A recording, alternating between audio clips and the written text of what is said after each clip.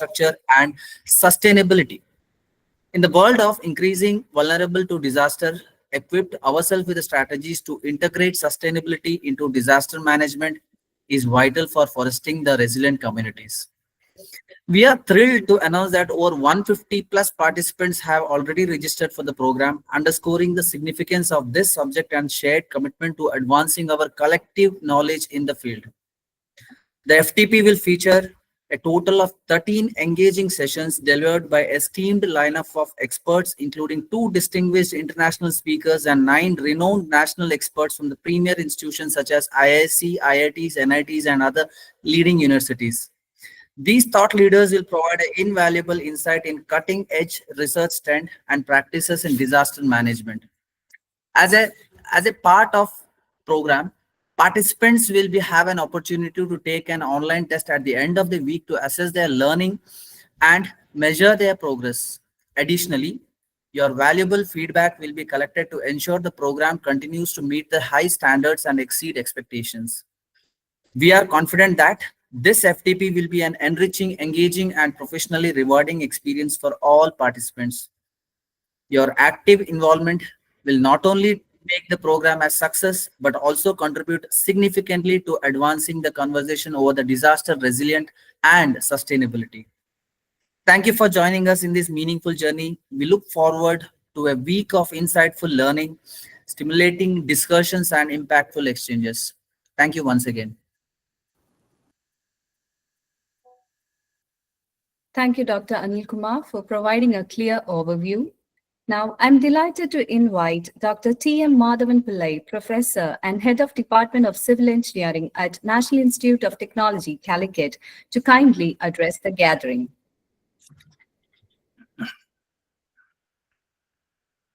Thank you, Ashwati. Am I audible? Yes, sir, you are audible. Okay, thank you. So the dignitaries who have joined online in this FDP, the coordinators of this program, Dr. Anil Kumar and Dr. Naveen, and other dignitaries, participants, a very good evening to one and all. It gives me a great pleasure that the Department of Civil Engineering, NIT Calicut, jointly with KS School of Engineering and Management, Bangalore, was organizing 1 week long FDP on the topic holistic disaster management, linking resilient infrastructure and sustainability. Now, first of all, I thank the coordinators of this program in selecting such a very relevant topic. As I can see through the schedule, the detailed program of this FDP, the most of the topics deal with the landslides and the related issues and topics. The Calicut, particularly the North Kerala, and the neighboring districts of Wayanad are always at risk of landslide during the monsoon seasons. So you all know that one major the landslide occurred in Wayanad in July 24. So devastating and the deadliest in the history of the Kerala. With a lot of fatalities, more than about 300 and hundreds still missing, more than a lot of the damage to economics, environment, and so on. And also, there is another place called Vilangad near the Calicut campus, our NIT campus, about 70 kilometers from here. That region also experiences the frequent landslide even during the rainy season, leading to soil erosion, rock falls, damage to infrastructure, disrupting the lives of local communities. So I sincerely wish this could have been conducted offline in our campus so that we can have a real life experience of this landslide. And the one which happened in Wayanad is yet to be rehabilitated. It is still as such. So happened that the second example which I cited, the government of Kerala requested the Department of Civil Engineering, NIT Calicut, to conduct a study on the extent of a landslip that occurred and assess the susceptibility to landslide in future. So in fact, the scope of the study was a preparation of a mesoscale landslide susceptibility map for the entire region. Definitely, this will aid the stakeholders in designing the effective slope stabilization, risk reduction strategy, contribute to enhancing the resilience of infrastructure, communities, and so on. So happened that our preliminary report was submitted to Government of Kerala in the last week, and also I'm very happy that one of the coordinators, Dr. Anil Kumar, is one of the expert members of the team who did this study. So, and he himself is a coordinator of this program. Okay. So the resilient infrastructure. So no doubt, resilient infrastructure protects the human life by maintaining essential services during and after the disaster, and helps reduce the damage to environment and promote the long-term sustainability, thereby protects economic stability by ensuring that the critical economic activities can continue during and after the disaster. So that way, this particular topic is very relevant. I am sure that this FDP will address the various issues and the relevant topics of the holistic disaster management. Just for the benefit of the participants, I understand there are many participants from all over India. Just to give a very brief introduction to about our the department, it started functioning from the very inception Institute 1961, and it offers a beta program with an intake of close to 200 students per year, 6 graduate program leading to MTech degree, 1 in structural engineering, then traffic and transportation, offshore structure, geotechnical engineering, water resource engineering, and environmental engineering. And we also have the PhD in the program. Right now, 150 PhD scholars are on roll.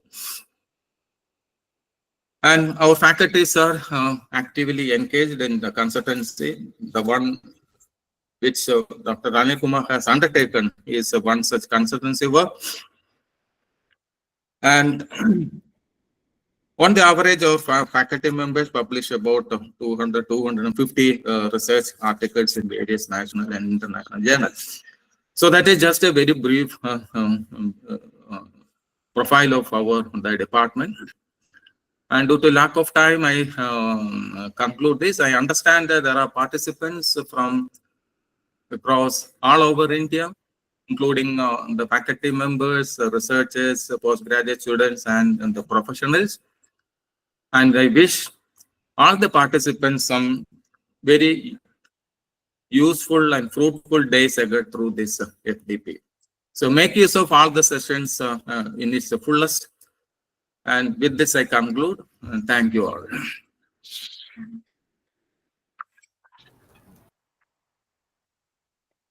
Thank you, Dr. T.M. Madhavan Pillai, for your words of support. Now, it's my pleasure to invite Dr. Vijayalakshmi Akella, Professor and Head of the Department of Civil Engineering at KS School of Engineering and Management, Bangalore, to address the gathering. Good evening. Respected Dr. T.M. Madhavan Pillai, Professor and Head, Department of Civil Engineering, Calicut. Program Convener, Dr. Anil Kumar, Assistant Professor at NIT Calicut. Dr. Naveen, Co-Convener, KS School of Engineering and Management, Bangalore. Esteemed resource persons, faculty members, research scholars, and dear participants.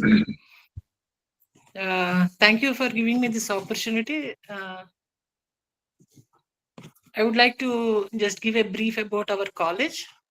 KS School of Engineering Management is established in 2010 with BE in Civil Engineering program and Masters in Structural Engineering from 2013 onwards, and PhD program from 2015 onwards. It's a 14-year-old college.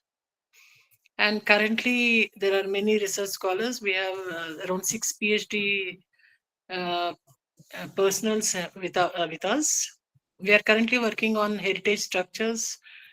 We also have applied for patent for artificial aggregates and so on. And this is a brief about my college, and you can also look at ksscm.edu.in. It's my privilege and honor to address you all today as we come together for the inauguration of the 5-day faculty development program on holistic disaster management, linking resilient infrastructure with sustainability. On behalf of KS School of Engineering and Management, I extend a warm and heartful welcome to each one of you. And during during the last few years, the topic of landslide has become very relevant.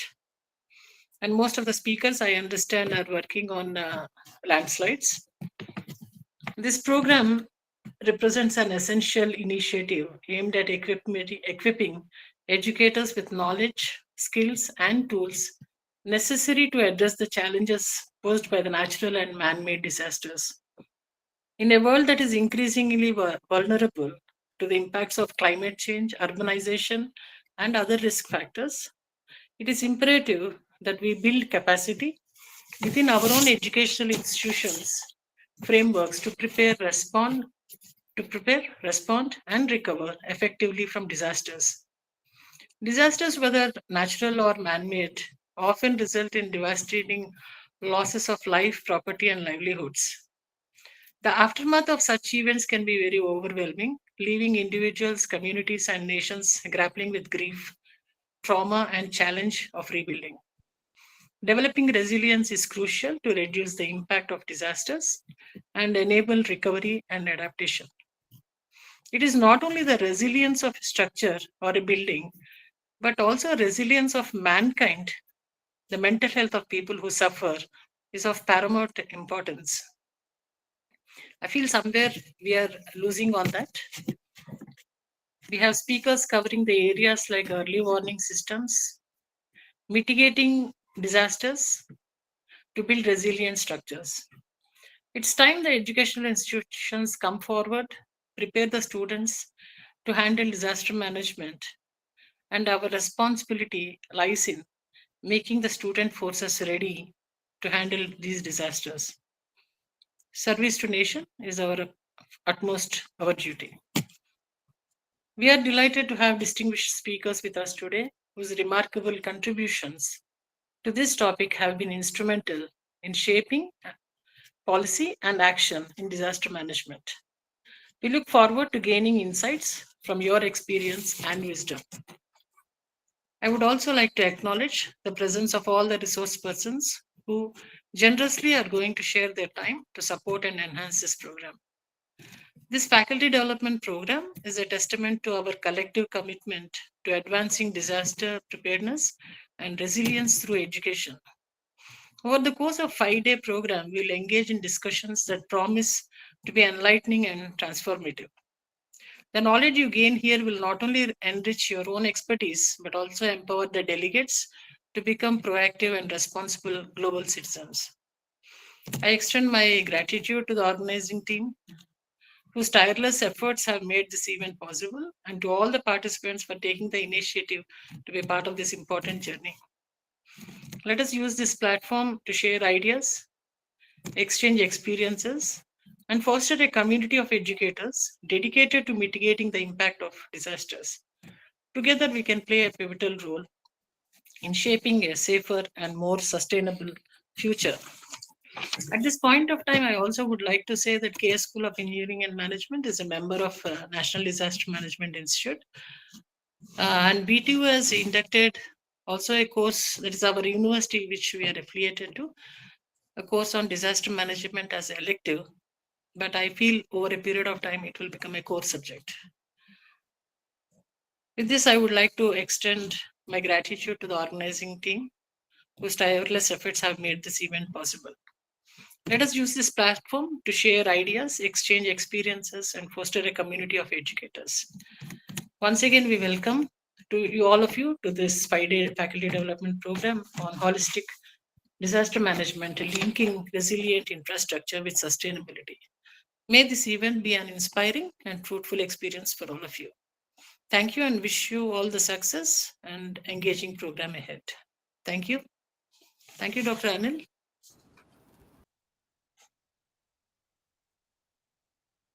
Thank you, Dr. Vijayalakshmi Akella, for your words of support. To conclude today's inaugural session, I would like to invite Dr. Naveena MP, Department of Civil Engineering, K School of Engineering and Management, Bengaluru, and one of our coordinators of this faculty development program to deliver the vote of thanks. Good evening, everyone. As we conclude today's inaugural session, it's my privilege to extend a heartfelt vote of thanks.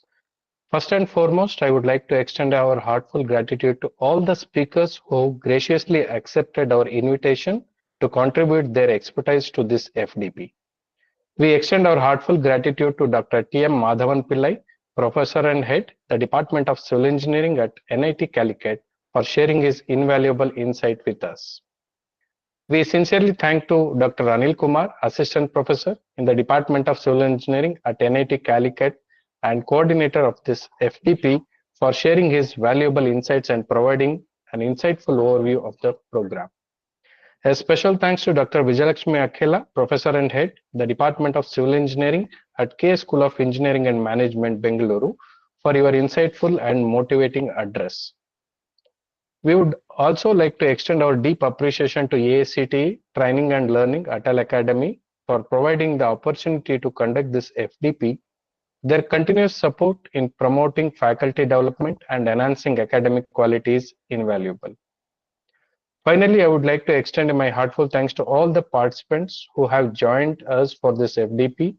Your active engagement and dedication to learning are what make this program a truly enriching experience. On behalf of the organizing committee, I would like to once again express our gratitude to everyone for contributing to the success of this event. We are excited for the upcoming days of productive learning and collaboration, and we hope you make the most of the valuable knowledge shared through this FDP. Thank you and have a great day ahead.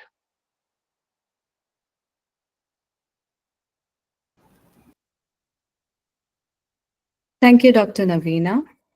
Dear participants, let's wait for a few minutes for all the other participants to join in, and the technical session will start at 6:30 p.m. I request all the participants to please to stay back.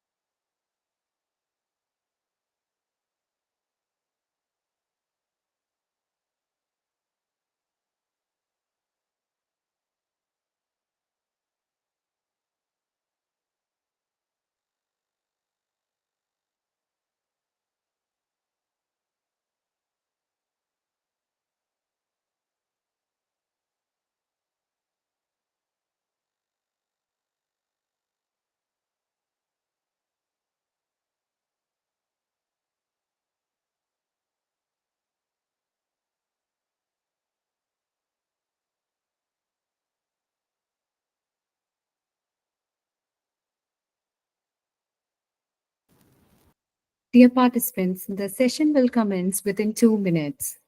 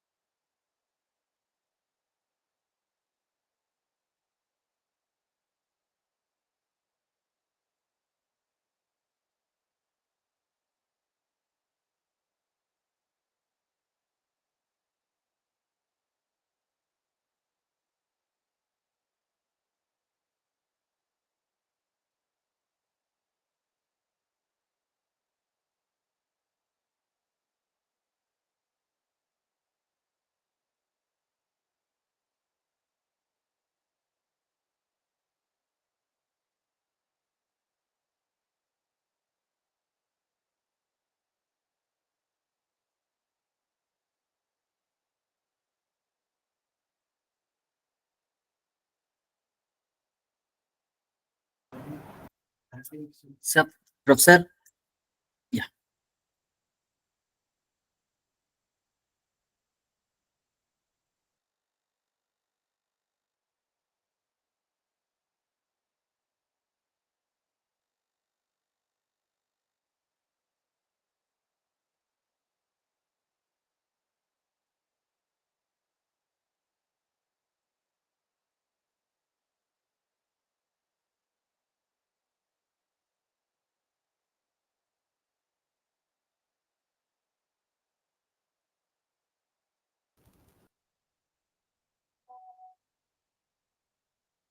Our first session is by Dr. Wang Gogoi. Let me say a few words about our esteemed speaker. Dr. Gogoi Wang is a distinguished full professor at the Disaster Prevention Research Institute, Kyoto University, where he also serves as the head of the Research Center for Landslide Risk Cognition and Reduction. After earning his PhD from Kyoto University in 2000, he dedicated nearly 30 years to pioneering research on landslides at DPRI. His work spans multiple disciplines, including geophysics, geotechnics, engineering geology, hydrology, and geomorphology. He has been made significant contributions to understanding the initiation and movement mechanism of rapid, long runout landslides, as well as landslides triggered by extreme weather conditions and earthquakes. Dr. Wang has an impressive publication record with over 200 research papers published in leading international journals. He has played a key role in academic publishing as an editor for esteemed journals such as Engineering Geology, Landslides, and the International Journal of Mining Science and Technology, along with several Chinese and Japanese journals. Currently, Dr. Wang is the chair of JTCI, Joint Technical Committee on Natural Slopes and Landslides under Fed IGS, reflecting his leadership in the field. His lecture on new challenges in the risk cognition and reduction for catastrophic landslides will undoubtedly provide valuable insights into understanding and mitigation of landslide risk globally. Sir, may I kindly request you to take over the session?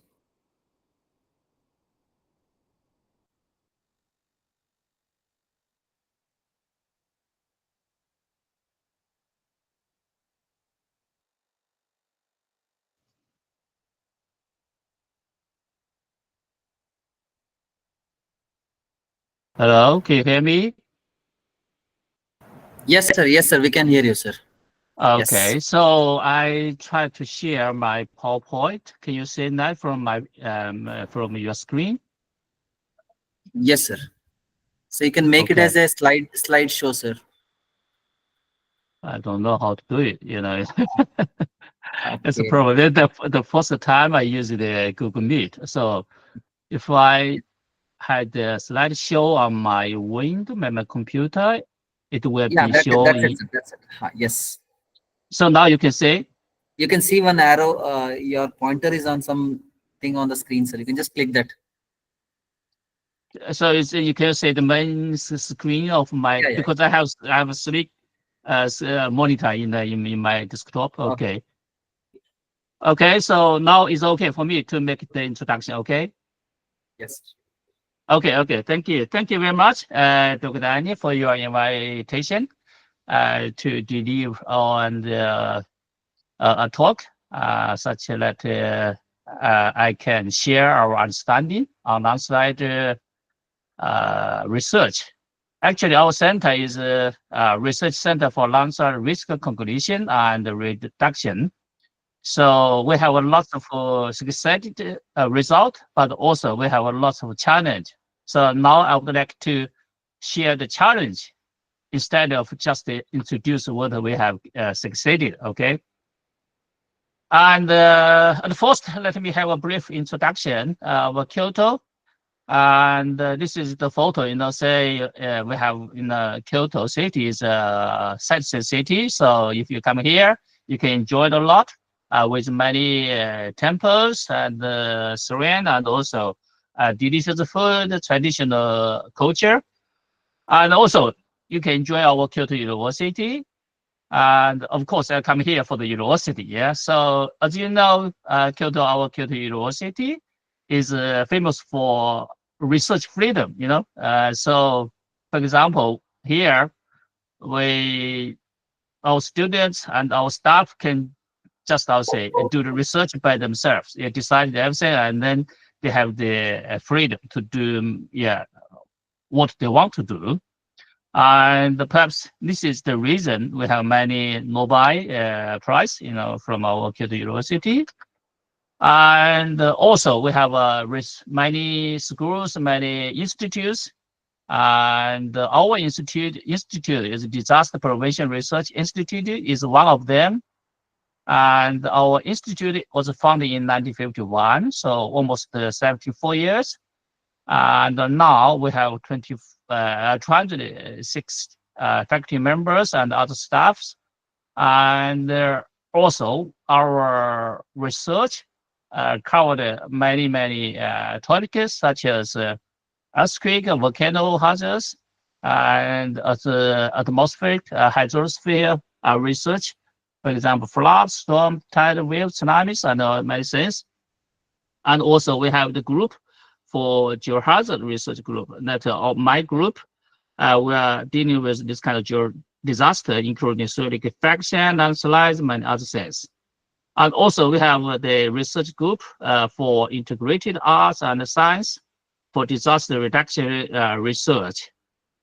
So our center is just focused on landslide.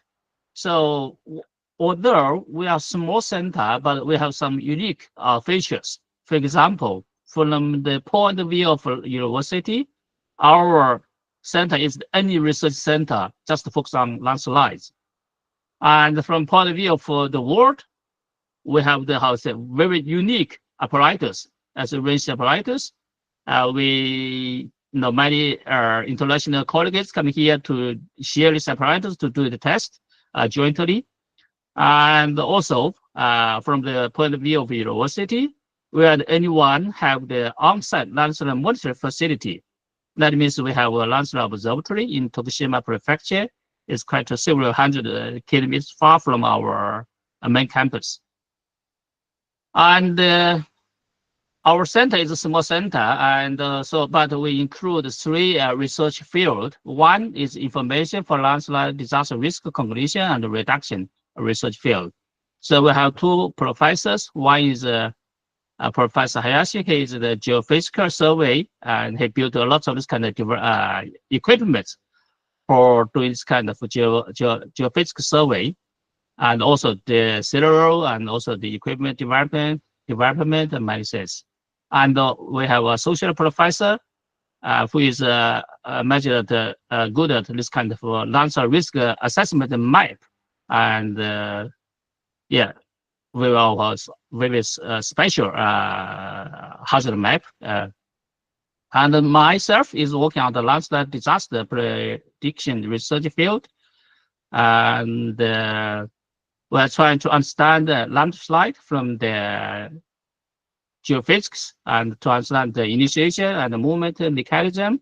And also we have the landslide monitoring research field, and who is developing many focus on the landslide monitoring. And yeah, we have totally 7 now, 7 staffs. And so why? So as I told you, why we have this kind of landslide research section in university in Japan? Because in Japan they have lots of this kind of countermeasures. They have the laws to mitigate or prevent this kind of landslide disasters. So as you know, Japan, they have 3 sediment disaster laws. The first one is debris flow, is almost 100 more than 100 years. So at that time, the government had the law, and then they got this kind of how they try to prevent the debris flow. And in 1985, they had a landslide law, and perhaps this is a little bit confusing. In the world, we use the landslide including everything, including debris flow, landslide, also the steep slope failure analysis. But in Japan, they have different concepts for different phenomena, for different types of landslide. And then they have different laws. And then in 1969, they had another law they called the steep slope. They tried to, protect this kind of residential area for living on the very house close to the steep slope. And in recent 3 decades before, and many houses result from the disaster occurring in Hiroshima area, they got this kind of risk assessment disaster. They built to get this kind of hazard map, and then to deliver this kind of hazard map to the local government, to the for the limitation for making construction. And so actually based on these 3 laws, the disaster in Japan of geohazard disaster had been mitigated or prevented greatly. They achieved a lot. Of course, they put a lot of effort and they put a lot of money to make this kind of construction, trying to make this kind of building, to trying to stabilize the landslide. And as many people know that, but even though in Japan every year actually recently the landslide, the number is increasing. So here just shows some the view of some landslide occurred recently in Japan. So you can say almost every year they have lots of landslide. Of course, debris flow, landslide, or this kind of landslide geohazard occurred in Japan. They triggered lots of this kind of event, resulting in lots of damage to local facility and a lot of loss of life, local life. So actually, the landslide problem is become serious and serious. The damage, of course, this just although the government put a lot of money to try to protect or try to mitigate this kind of disaster. So as one, this is the tendency showing the landslide hazard in recent 50 years.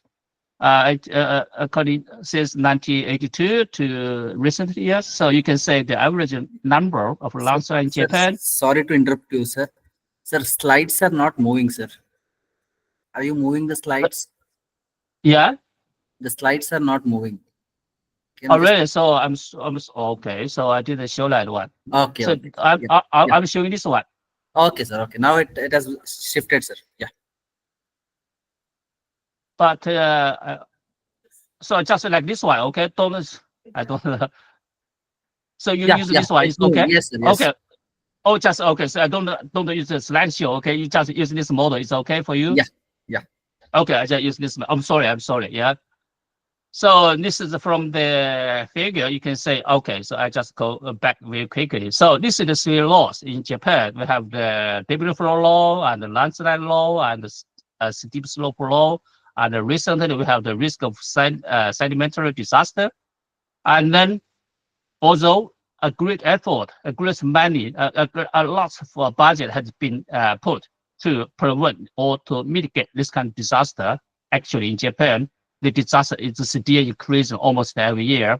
So you can say this is the view of landslide occurred here. And so every year, of course, because in Japan, we have lots of earthquake, we have lots of this kind of rainfall accompanying come here with the typhoon, yeah? So basically, in general, according to the tendency, you can say the average number of landslides is increased. Yeah, so almost twice, sometimes 1.0 times as before, according to this kind of statistic data. And of course, I'm sorry. As the reason, one reason is the climate change. But talking about the climate change, you can say in Japan, from those 100 years, about 1 century, is about the increase the temperature is about 1.3, but the world, the annually, the central increase in temperature in the global change value is 0.1 1 point something. Actually, Japan is higher than the world. Yeah, but although the climate, the temperature is increasing, but the annual precipitation, the rainfall, is almost the same. And but if you go to the event of bigger rainfall, the heavy rainfall, this kind of event is become increasing. The number is increasing, and especially for this kind of hour, the rainfall greater than 8 millimeters per hour is 0 times is increased. So actually, in Japan, the annual rainfall is not so increased, but this kind of event number of heavy rainfall increased.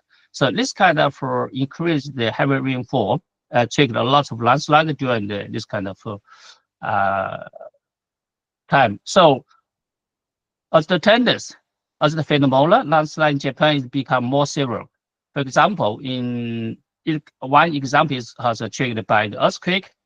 This one shows the 2004 Niigata earthquake that triggered a lot of landslide, and also the landslide displaced the material, broke the river, and formed the landslide dam. So this is the secondary disaster.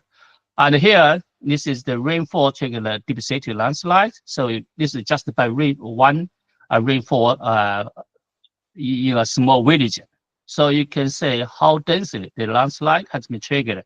All those landslides are very big and very deep-seated landslide. And some landslides broke the river from the landslide dam.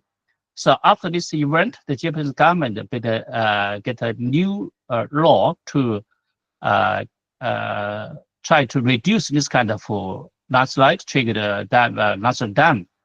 And so they get so after that they get a new government branch to reduce this kind of deep-seated landslide.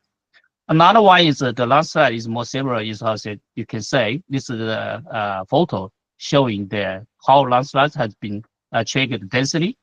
So here is the landslide triggered by Hokkaido, 2018 Hokkaido Eastern Iburi earthquake.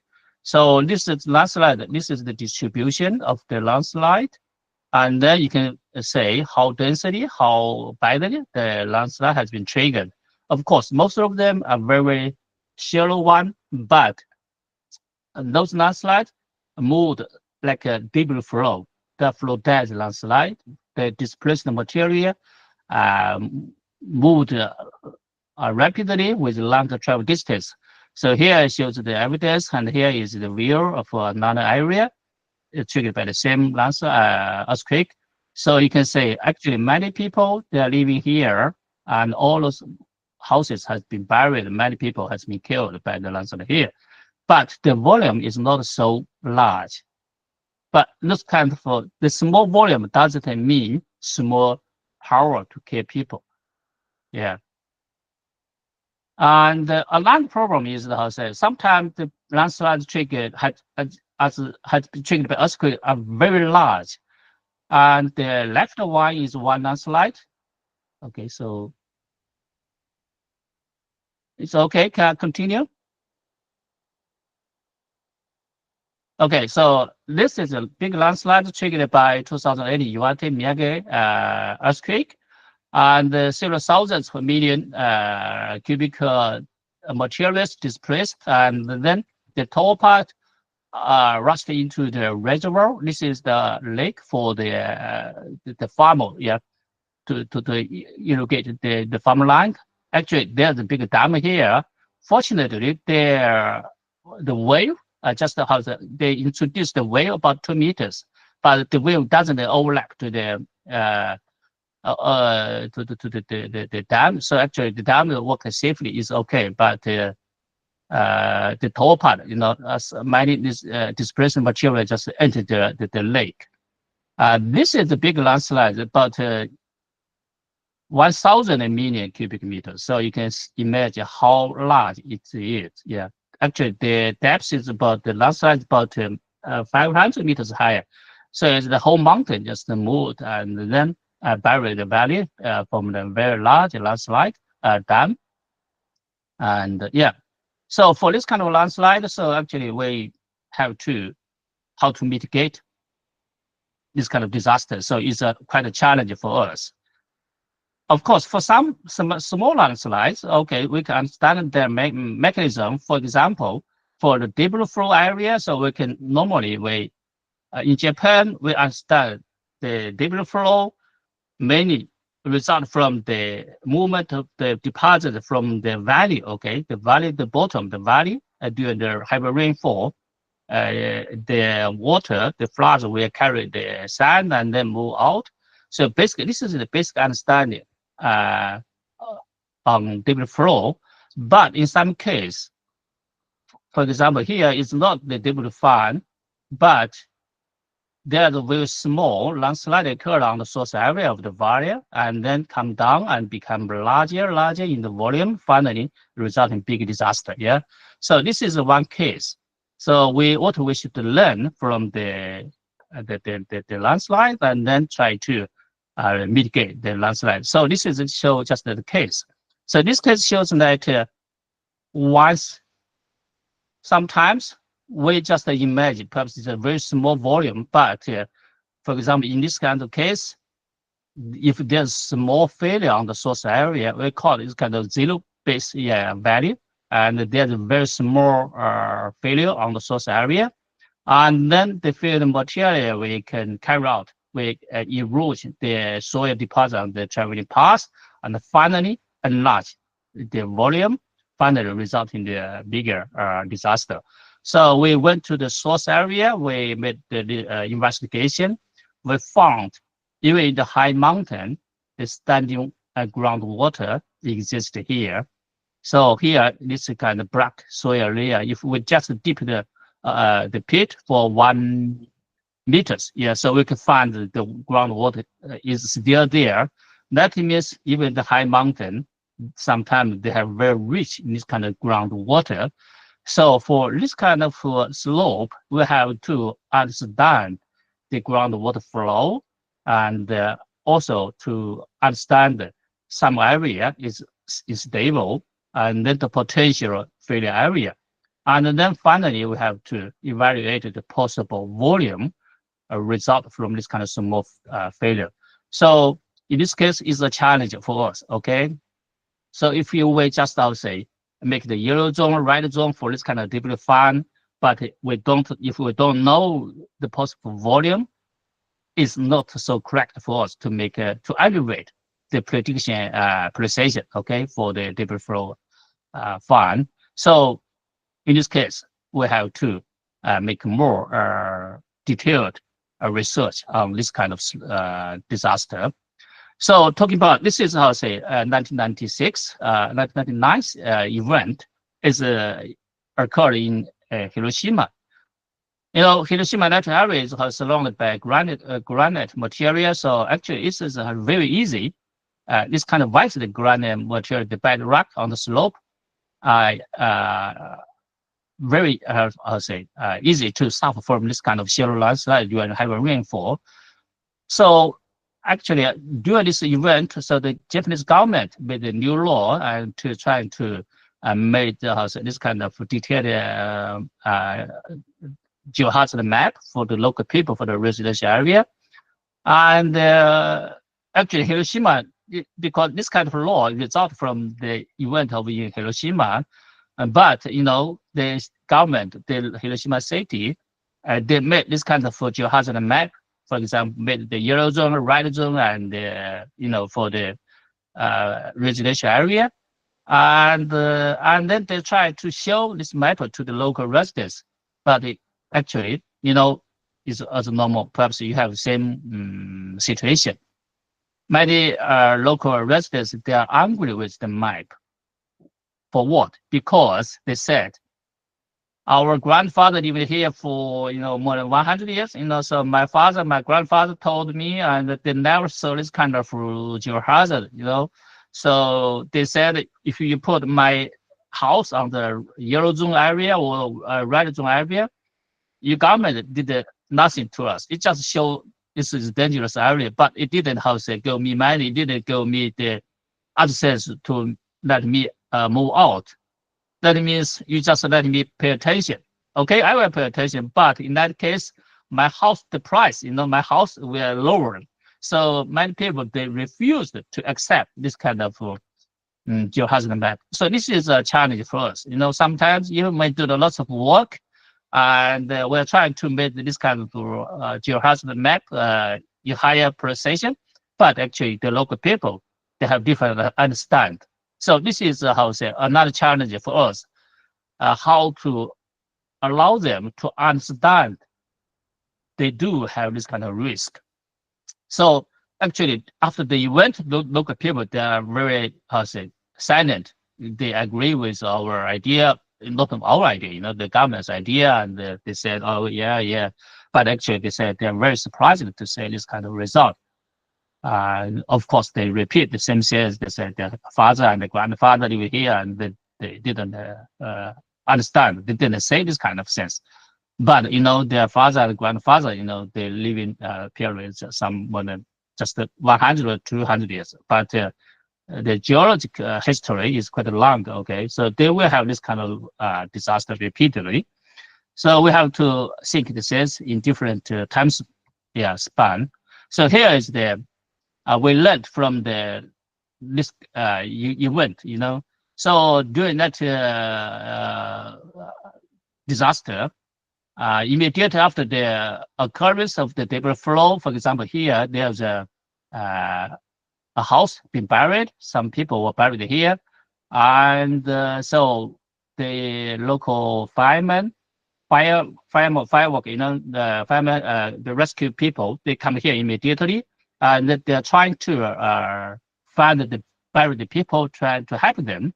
But it's in the midnight, it's very it's dark, so they didn't realize actually something on the up. Okay, so what will happen? They just very busy. They are concentrate on how to find the buried people, but just at that moment, the second event come here, you know, because at that time no more rainfall, you know, perhaps, you know, just some part moved down, and then the retrogressive landslide, the upper part come down, and then come here, and then bury the rescue people, rescue, you know.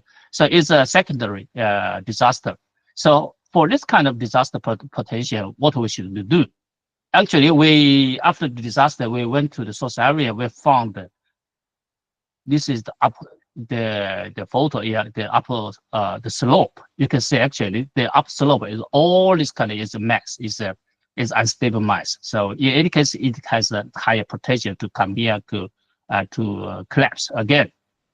So of course, we have to understand the basic mechanism for the initiation and the movement of this kind of disaster.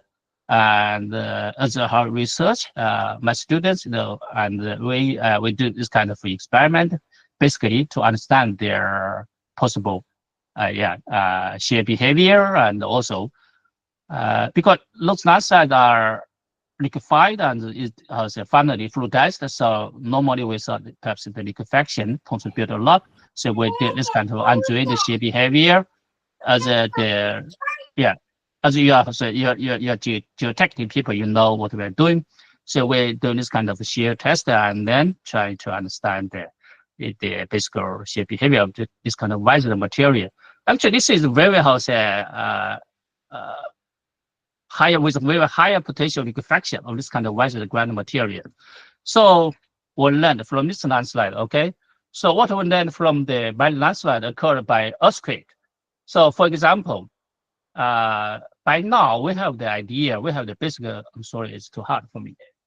We have the basic idea that in Japan, we have the landslide. Landslide means we have the unstable block with a clear sliding surface.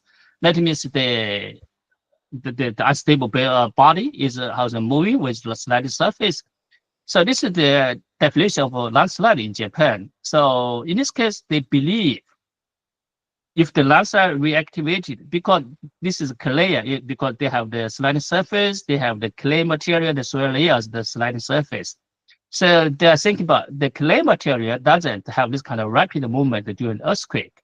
So there are another time, all the people, they said, if the landslide reactivated, perhaps they can have this kind of displacement, but they don't have this kind of rapid movement. Normally, they are thinking about so, but actually, the Niigata earthquake told us quite different things. They found many landslides have been triggered. Many landslides are triggered on the old landslide body, okay? So that means it reactivate landslide, but they traveled with a long distance and a rapid movement. So this kind of event told us we don't just rely on our past experience. And of course, so later our study told us that for this landslide, they have, actually they are reactivated, not along the old sliding surface. They have, new sliding surface formed within the landslide body. So for example, if they have rainfall, perhaps they can travel and reactivate the landslide along the old sliding surface. But during the earthquake, the new sliding surface has been formed within the landslide body. So they are different concepts. But I would say this kind of old landslide provide the moving materials for them. So this is what we learned. So talking about this kind of reactivity landslide and hazard mitigation. So for example, I want to introduce another case. Perhaps many of you know this case. This is the La Conchita landslide.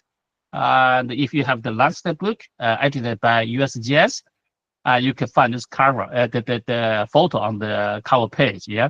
So this landslide, the first occurred in 1995, and at night time, actually, the local government, the TV, journalists, they are using the helicopter. They are, thinking perhaps the neighboring slope is unstable. Perhaps they are not so they are trying to pay attention for the neighbor area. But at night time, this one is because they have a rainfall, they ask the local people to rescue it, and they go out. So suddenly the landslide occurred here, and then with a short traffic displacement, it damaged several houses, but no people was killed.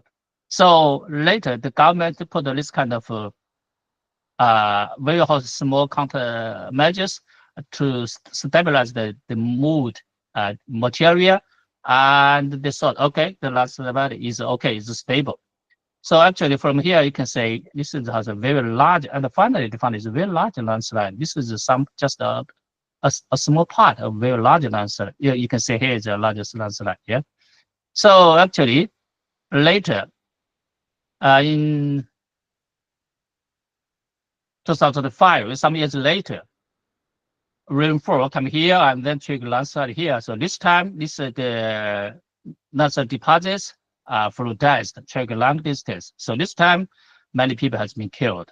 So this is how you say the government put the countermeasures here, and then the local people already understand they are living just on the back of the landslide, but they still suffered for this kind of big disaster.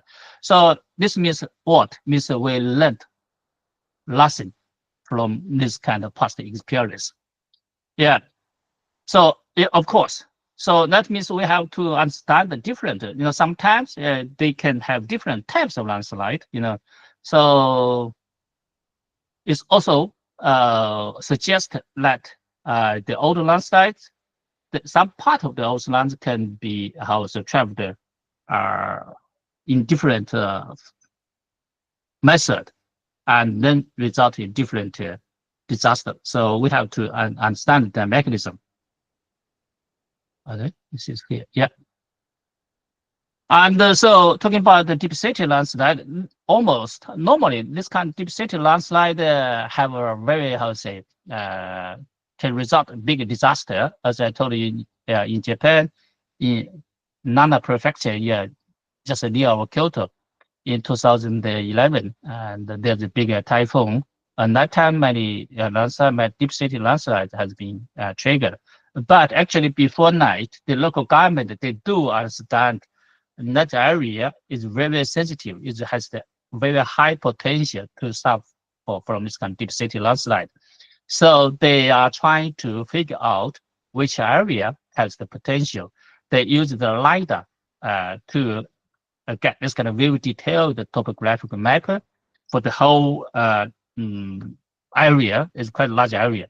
So they do find a lot of this kind of potential area has the precursor to solve from this kind of deep city landslide. Actually, they have this kind of deformation, yeah. So they can find some precursor from the top, from the source area. So they got this kind of experience. So actually, this is for deep city landslide, and recently we also find even for shallow landslide, we can also identify the location for the potential landslide. So this is one case. Is 8 years ago, there's a heavy rainfall triggered small landslide. We went there and then found okay, there's on the top area, there's one house.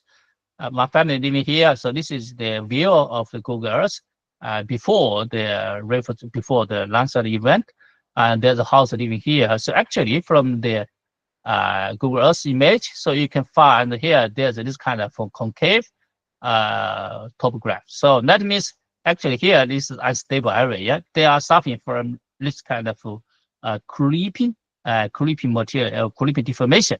So that means okay, this it could be identified as a unstable area. So if we can judge this kind of or identify this kind of potential area by ourselves, actually, of course, by the local people, and then I think they can realize that the risk of landslide. Yeah. So do have the precursor for this kind of sense. So that means we have to, of course, for us, for topographic and geologists, we understand, but local people, if we cooperate with them, and then I think they also can understand it quite well. Of course, so next I will tell you typhoon and landslide. Of course, many people, so many times when the typhoon come here and then they have rainfall, they have a rainfall, and then resulting in a lot of landslide. So many people say, okay, because the rainfall is so rich, is so heavy, and then my landslide is going to be triggered. So many people automatically say they have a rainfall. The rainfall is the somehow like any reason for this kind of as the trigger. Of course. So during typhoon, we normally have the heavy rainfall. Okay. Another case is that during typhoon, we have the very low air pressure. Okay. So for example, in some case, in a huge typhoon, the air pressure is just 800 or something. It's quite lower air pressure. So this kind of air pressure can trigger very strong rain, and also rainfall. So why I should mention the air tide, the air pressure. So normally, for example, when we have the air tide in normal days, we can say this is the air pressure you're doing every day. We have this kind of air pressure variation. Okay, so with this kind of variation of air pressure, we can say in the pressure you have this kind of fraction. Okay, so actually we found that in normal days, this kind of small variation of air pressure can regulate the landsliding movement. So this is the case we did for a landslide in Slumgullion in the United States. And I'm sorry, and perhaps I forgot the photo. The Slumgullion landslide is a very large one. It was triggered by earthquake about 500 years ago in Colorado. And so the landslide from the source area to the toll area is about almost 8 kilometers. The lower half of 4 kilometers of the toll part is Brook River from a lake is stable.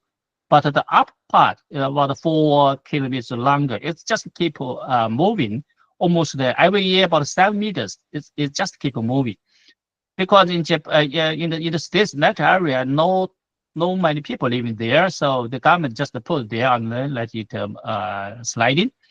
So this provides a good situation. So many people that use that area, the landslide experiment field. So you can find lots of publication on landslide, on Slumgullion landslide. So we are trying to understand why this landslide keep moving almost every year 7 meters. Yeah. So we're trying to find the reason from the variation of groundwater, and then try to find the reason from the shear behavior of the sliding surface. But actually, we failed. So finally, we found this kind of the landslide is accelerating, decelerating, accelerating, decelerating. It's just to keep moving. So finally, we found that this landslide was regulated. This kind of movement, was regulated by the air pressure. Every time, for example, this is the velocity. The red one is the velocity every day. The blue one is the air pressure. So we can find when the air pressure is the lower value, the velocities become bigger. But when the air pressure is higher, the velocity is slow. So actually, at every lower air pressure value, they have the bigger velocity. So this figure showed us that perhaps this kind of air pressure is regulating their velocity. But we further, because this is somehow like a dynamic, okay? So we analyze this kind of frequency and of the air pressure and the landslide speed. We found they have the same feature. This is the frequency. We have, for the air pressure, normally we have 1 day and half a day, this kind of frequency, okay? But actually, the landslide speed show the same frequency feature. So in this case, we infer that the landslide was regulated, but the landsliding, was regulated by the air pressure. So why they have this kind of function? So we're using this kind of accelerate, somehow like this kind of the air pressure can regulate the variation of the pore water pressure and then along the sliding surface.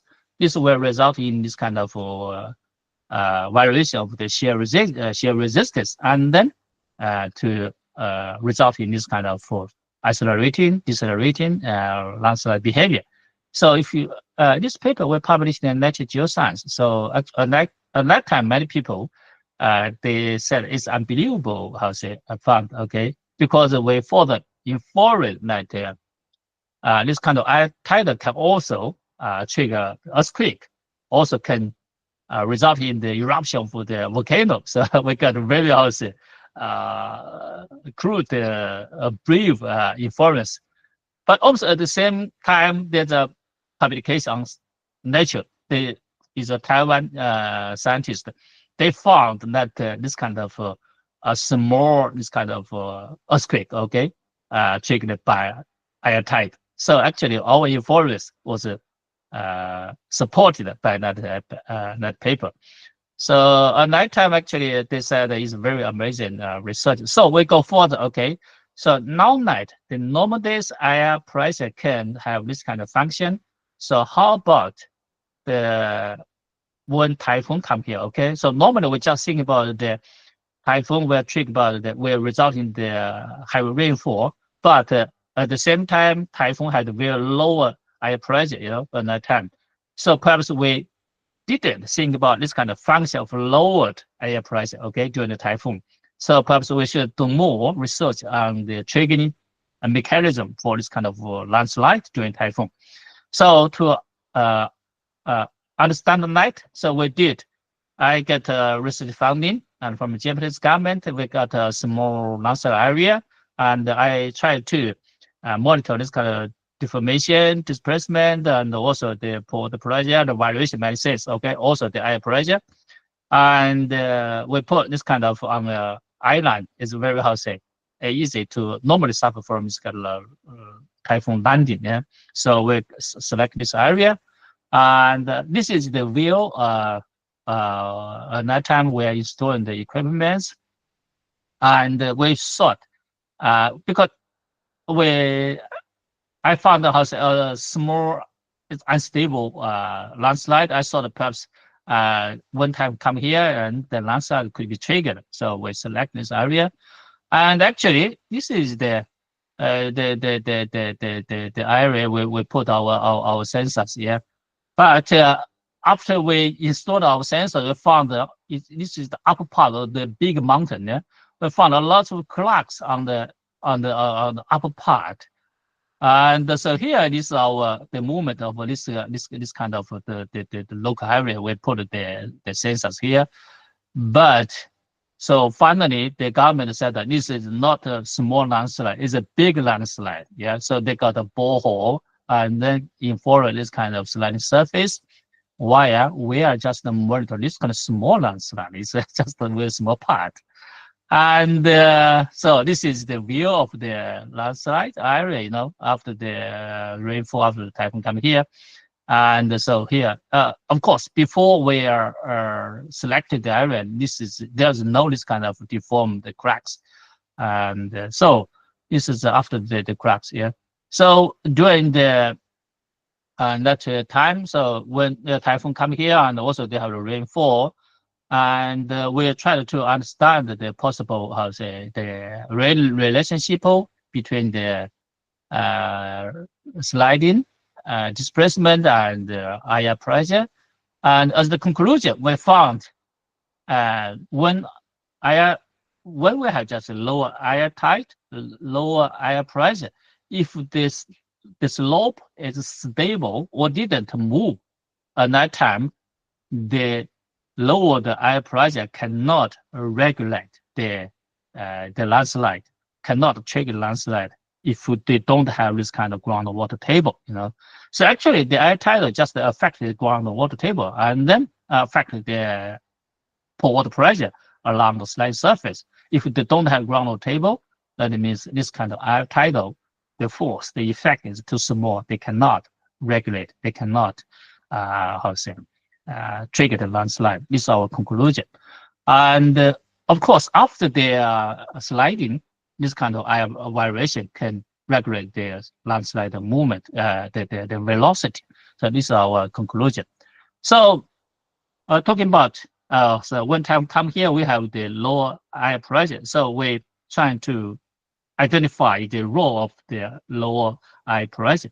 And also, when typhoon come here, and we have the very strong wind.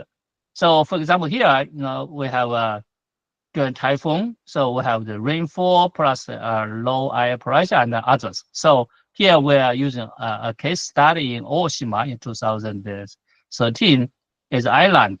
So this is the landslide triggered by during the typhoon coming here. They had very heavy rainfall, and actually the landslide come here when they have this kind of accumulated rainfall. Yeah, about to, yeah.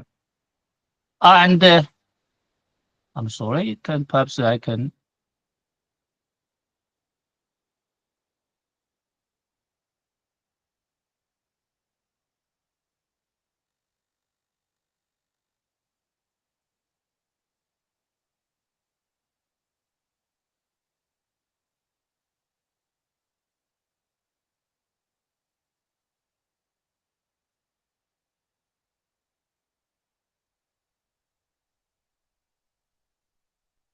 Yeah, I want to show you this video because I want to tell you what's the possible effect of the wind during the natural disaster.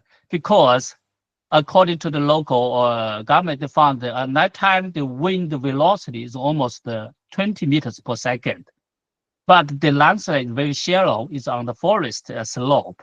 So here, when I was on the field, I found the wind at that time just 10 meters around this per second. So you can say how the tree was through by the wind, and then also the effect of this kind of vibration to the ground. Actually, the thickness of the slope is just 2 meters. So you can say how strong the effect will be on the to affect the instability.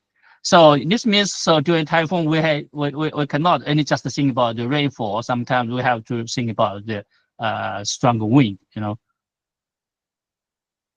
So to understand the possible effect of the wind on the wind, the drag force on the tree.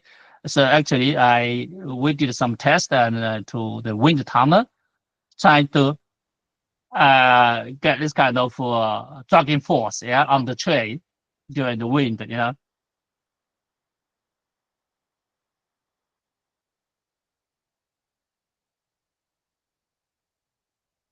Yeah. So this is just so we're trying to understand the analysis. So here is another case that we learned from the landslide in the field land. Okay.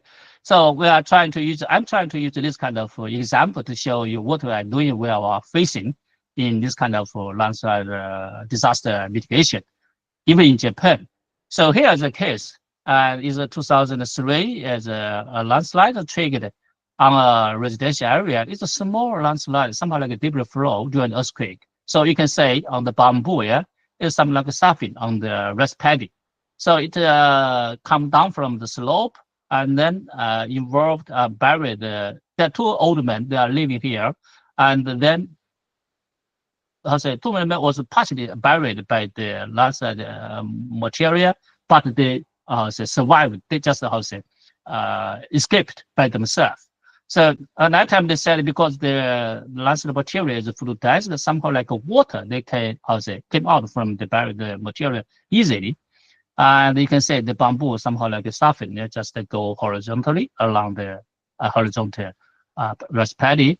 So this phenomenon told us the material has been completely, at least the slide surface has been completely liquefied.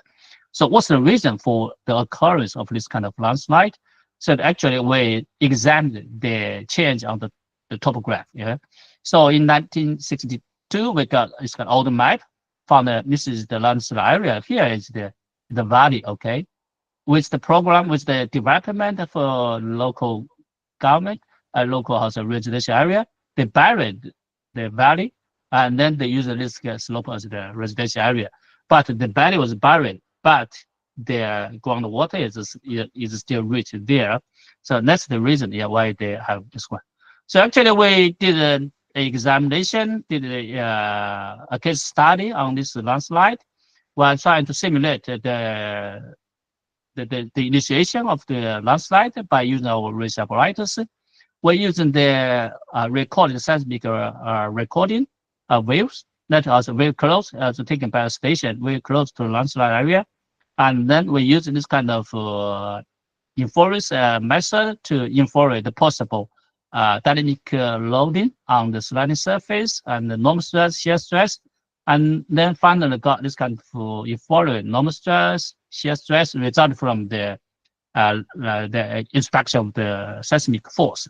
And then we use our research apparatus. And then, for example, if we have this groundwater, but for example, 1 meter, 2 meters, 3 meters, So if the failure occurred here, and then they will have a higher pore water pressure generated within the sliding surface, okay?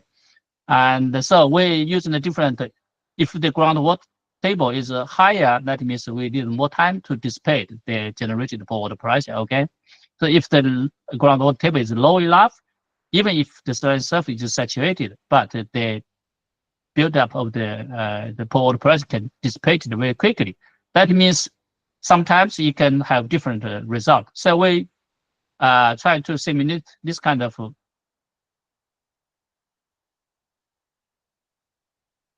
wait a moment.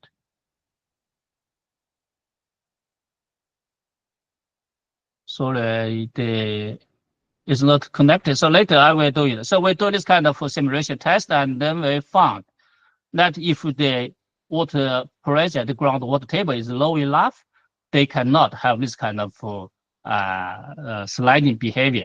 If is high enough, even it's partial drainage, natural drainage condition, this kind of continued sliding can be triggered.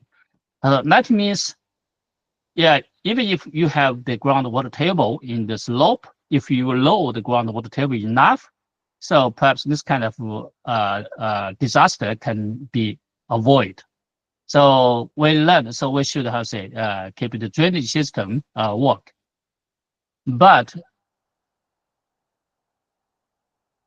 talking about this one, so for example, this is another case. So in Japan, they have no land to develop. So sometimes they are trying to cut some slope and then bury this kind of cut material to build some house, or sometimes they use the waste material. For example, they got a construction from some tunnel or something. Okay, they got lots of this kind of waste material. This is to bury it. For example, here is one case. 3 years ago, the Atami. 3 years ago, the Atami.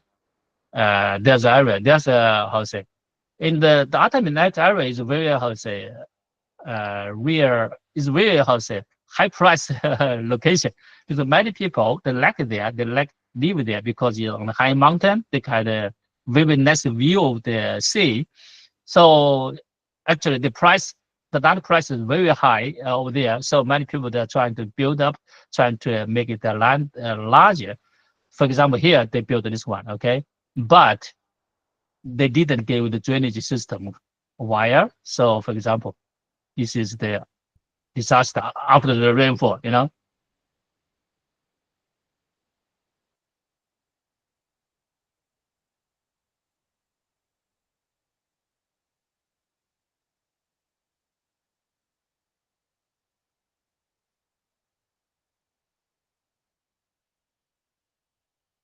So this is the they didn't get this kind of drainage work wire, so they didn't protect this kind of potential landslide.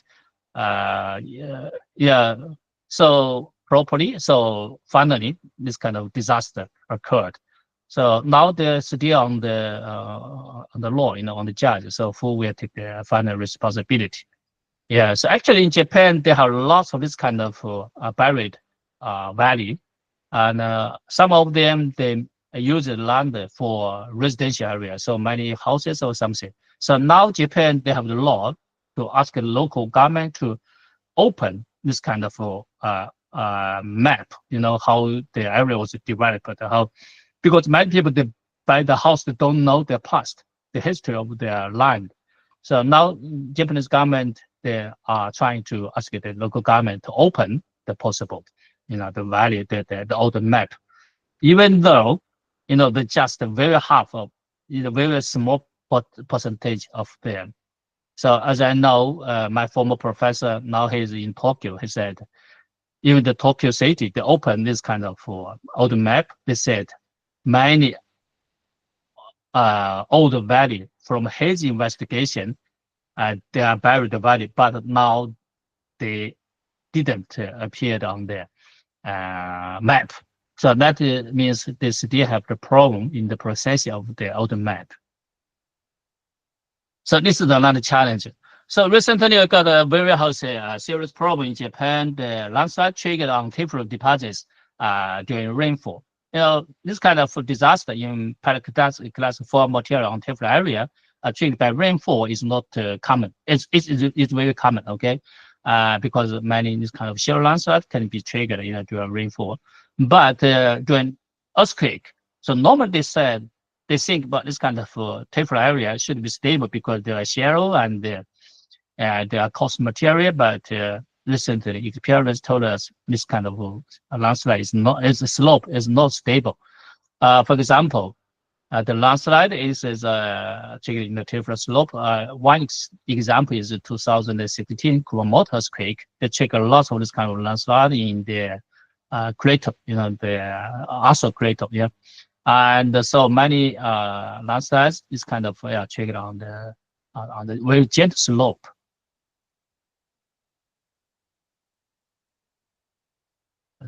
So wait a moment, my computer is freezing. So wait a moment, yeah.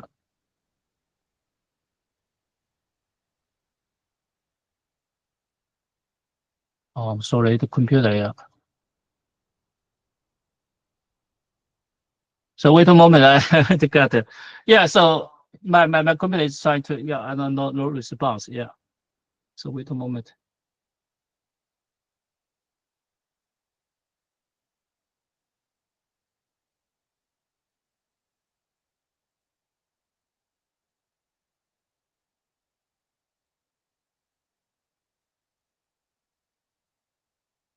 I'm sorry, I shut down okay, now it's okay. Yes, sir. Now it's visible. Now it's okay? Yes, sir. It's visible. Okay. So another case, so for example, in the 2016 Kumamoto earthquake, actually, at that time I got found our staff, you know, they're working harder on the those landslide. And then just we are trying to monitor this kind of slope response during earthquake and doing a lot of this kind of field work. And then come along the landslide, another earthquake in 2018 Hokkaido Eastern Iburi earthquake. It took lots of this kind of landslide, and so we have the tephra slope and also have the big rock, bedrock landslide is a several 1,000 cubic meters. So talking about this kind of landslide on the tephra area. So for example, here I'm trying to show you what happened there. For example, we found the displaced material just the flow dust and then go to the top part. Actually, they flow dust the landslide destroyed several houses here and killed 5 people here. Actually, here the Aso area, this is our the volcano research center of Kyoto University. Is on the very gentle dome of the volcano, and so they had a very actually here the slope is gentle, 15 or 16 degrees. So in Japan, it's quite a gentle slopes, and so many people come here because the view here is perfect. Many rich people come here. You know, they play golf or something, but you know, during the earthquake, many houses has been destroyed and especially several people has been killed by landslide. So here's the outcropped sliding surface. We can find that actually it's kind of clay material with a white material. Is that so? What's that? So this white material is wiser the tephra, yeah, as a pumice, wiser the pumice. So the wiser pumice is has the a special clay material called halloysite. So you can say this kind of TM image of the clay material halloysite, and so it's a tube, yeah, like this kind of shape. So we share the material, and so for example, here's the upper part. This is the material forming the sliding surface. So we found the sliding surface here is a white pumice. So they had a very small shear resistance. Here is the weakly wiser the material with higher little bit lower water content, they showed a higher shear resistance. So, so from the geotechnical point of view, here is a very small, slightly, it's a very weak layer. And so, talking about, we are trying to understand the mechanism of this new landslide triggered by the 2016 Kumamoto earthquake. We investigated the history of this area. We found there's still this kind of ravines of the, they call it the formal 2000 years ago. There's a Japanese living here. They have some village has been buried by landslide material. That means this area also suffered from this kind of zero, this kind of landslide phenomenon. So that means it's very important to understand the local area, what happened in this area. Understand the past will be better for us to understand the future. So for the Asama area, the Hokkaido area, so we also found this kind of newly formed pumice area, but the pumice and they have this kind of clay material on the bottom, and just on the boundary they have this kind of wiser, tephra. So this whitish one we found also they have this kind of clay minerals with the halloysite, but this halloysite is somehow like how to say, flower leaves, so it's not a tube. So that means I'll say different area, they have this kind of same halloysite, but the shape are different. So that means perhaps the influence on the shear behavior quite a bit different. So this gave us another issue we have to do to do more research. So anyway, so this kind of material, the whitish material, they have the formation of the halloysite, and then they had very high water content. It's almost 200%. Perhaps you cannot believe that one. Perhaps you don't have this kind of pumice in your area, but actually they have very high permeability. Water content, almost 200. As many years ago, when I was talking about this one in Spain, my colleagues get it's unbelievable. They can use such a higher water content. They said they never seen that one, but actually they have this kind of facility to keep the high water content. So for us to understand, so this means we have to identify the existence of this kind of soil layer with the wiser material with a higher water content. So we're trying to figure out, try to do that from the slope around that area. Actually, we're using the auger and then finally, for example, if we reach the surface of this kind of wiser white material. So that means the potential, we identify the location of the potential sliding surface. But another problem is how, anytime we took this kind of material, even for some time, they don't have this kind of preceding rainfall, they got this kind of very, high water content. So what's the reason for that? So for that, we're doing more research. So later we'll tell you, So anyway, so we found that they has very higher ability to keep the water. That means higher water retention.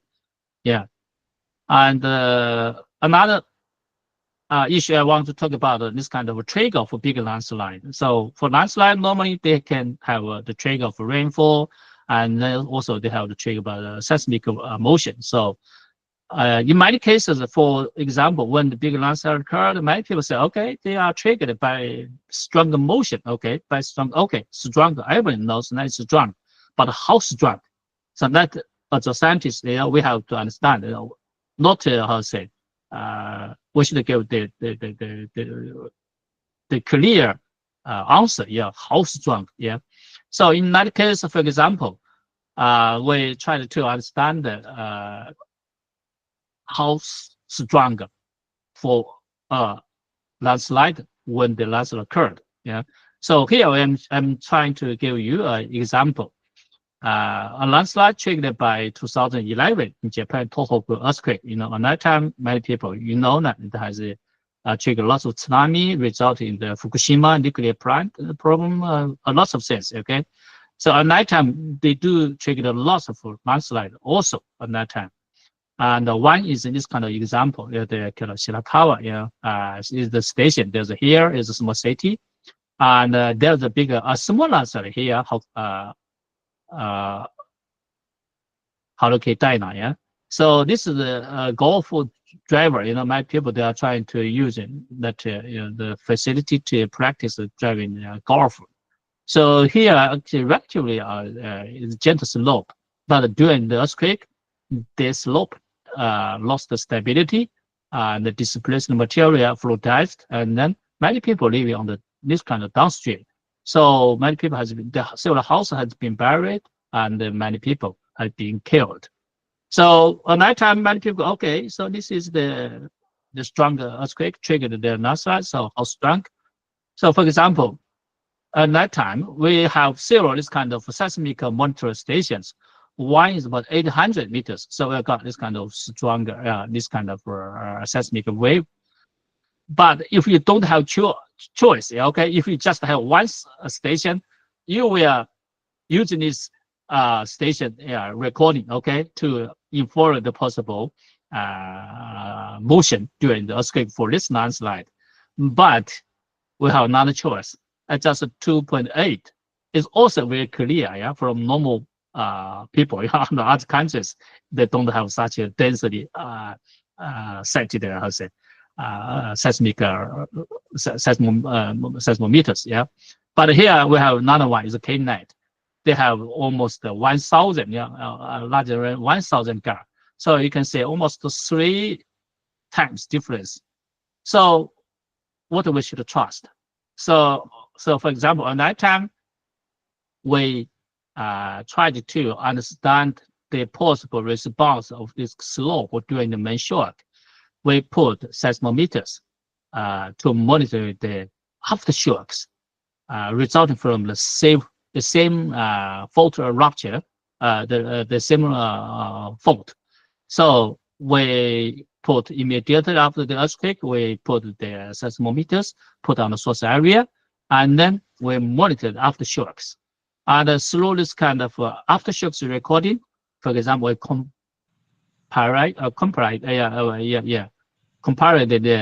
the recordings from here and the aftershocks here, and then to analyze their features, and then using their difference, and then finally inform the possible the motion during the main shock for the landslide area. And then we do inform the possible response like this one, okay?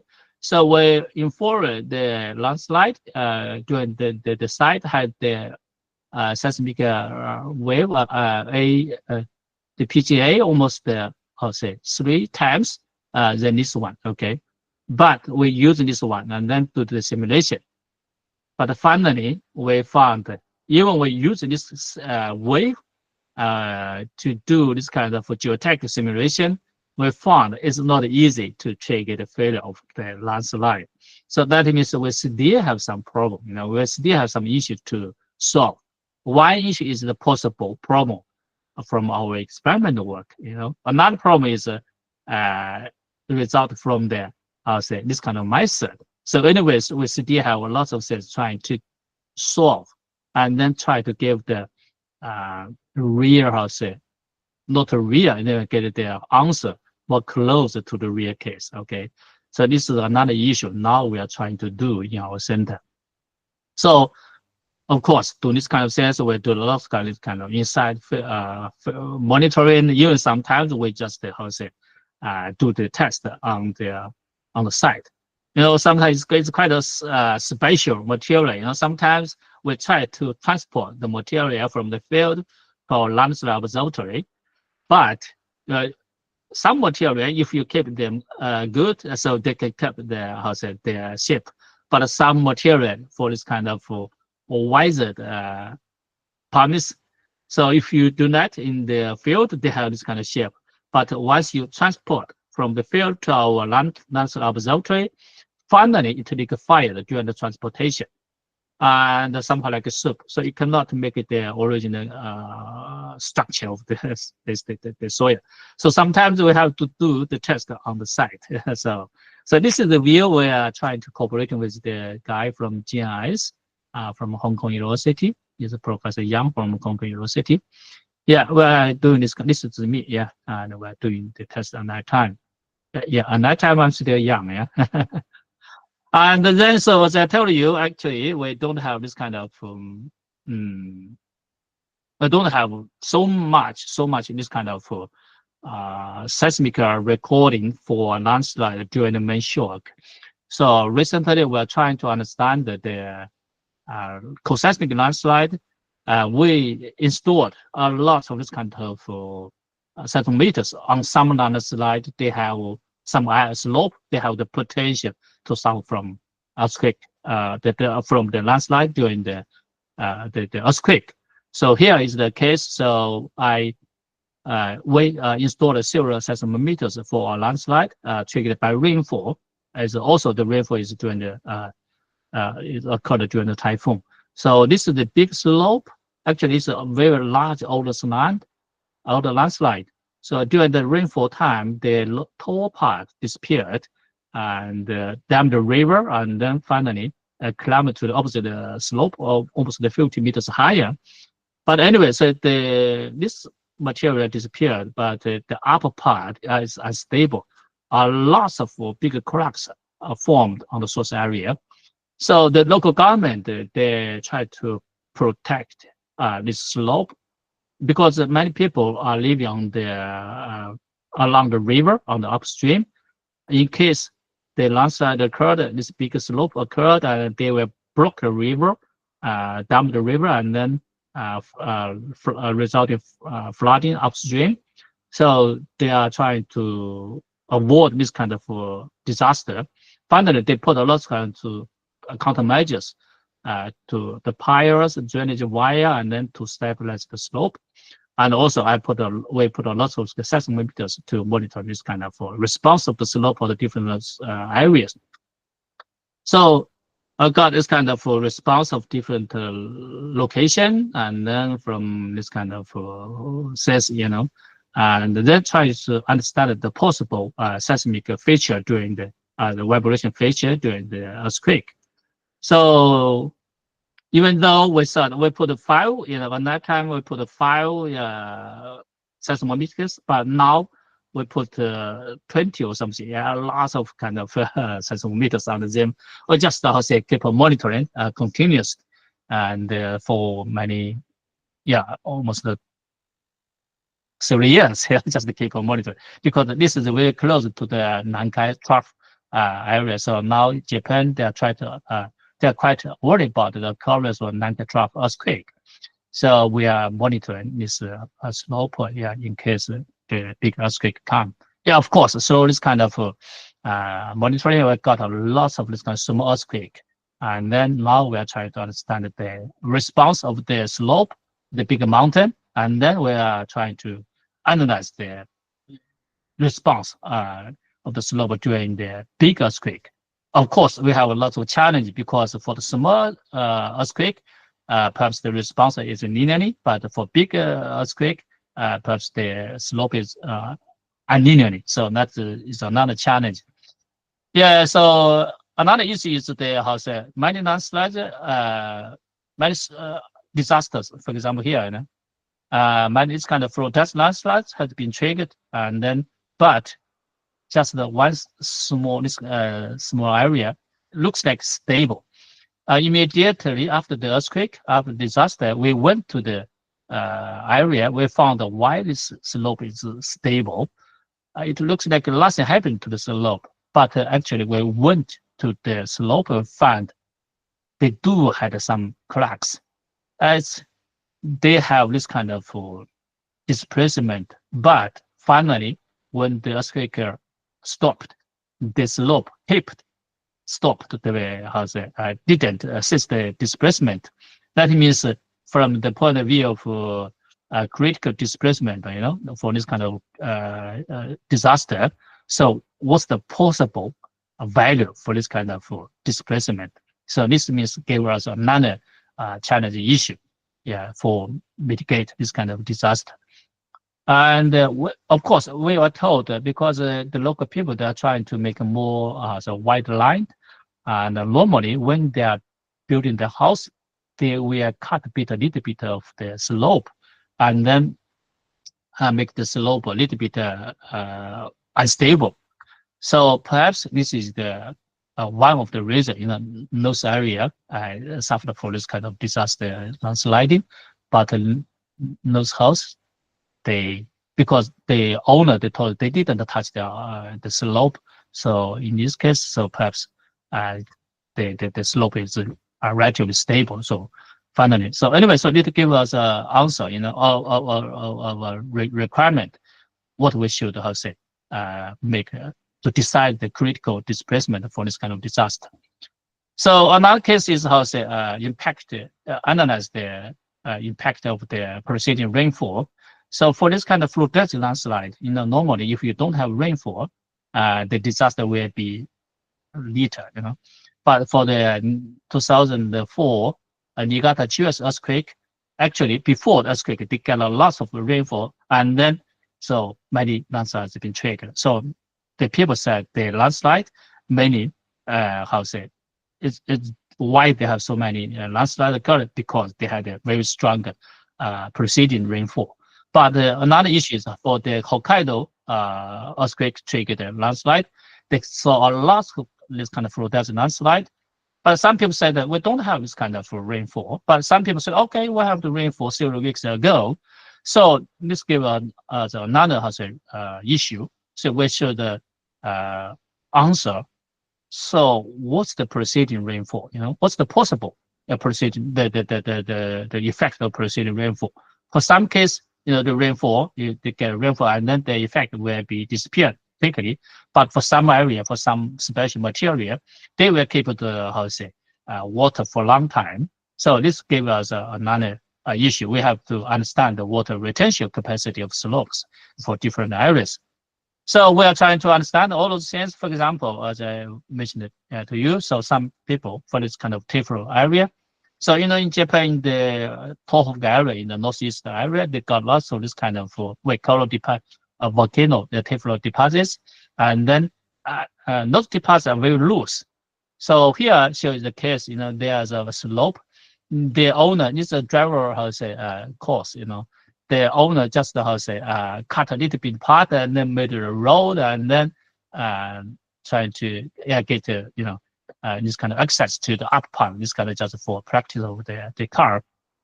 And then during the earthquake, it's not so big earthquake, but during the earthquake, you can say this slope, has been the failure triggered here, and then displaced material finally flow deposit on the road. So this means this kind of material is quite a special material.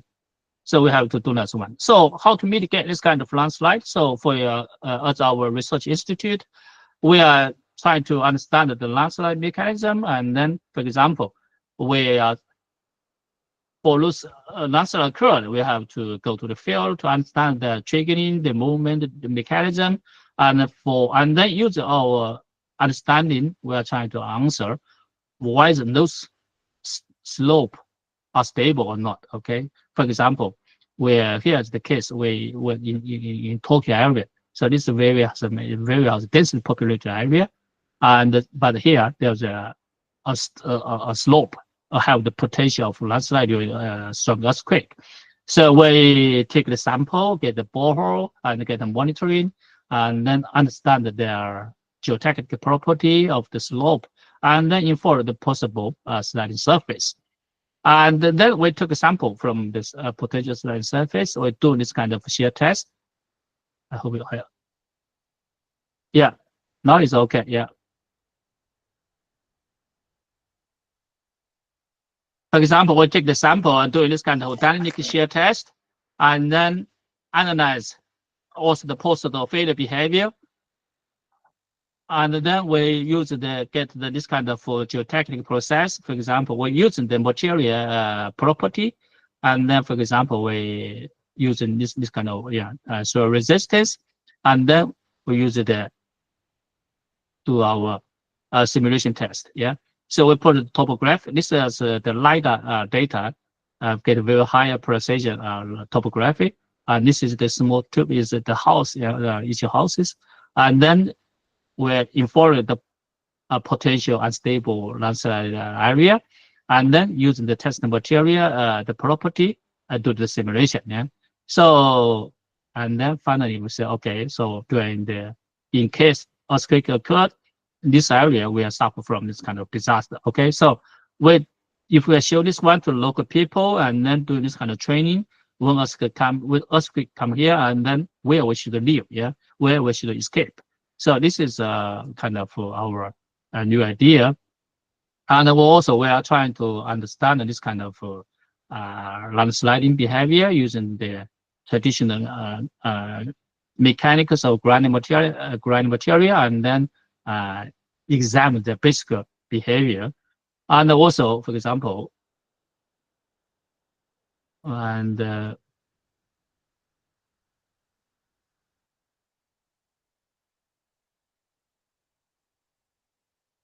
yeah, trying to understand this kind of shape behavior with under undrained or undrained condition, or try to examine the possible segregation or liquefaction behavior anyway. So doing this kind of basic research. And also we're trying to understand this kind of from test, trying to using big from test and then to simulate, to understand the mechanism, and then to especially on the fluidization behavior, and then do this kind of simulation. And of course, we're trying to also develop different types of simulation approaches, yeah, to elevate our predicting method, the precision. And well, also, for example, here is another test, and so show how the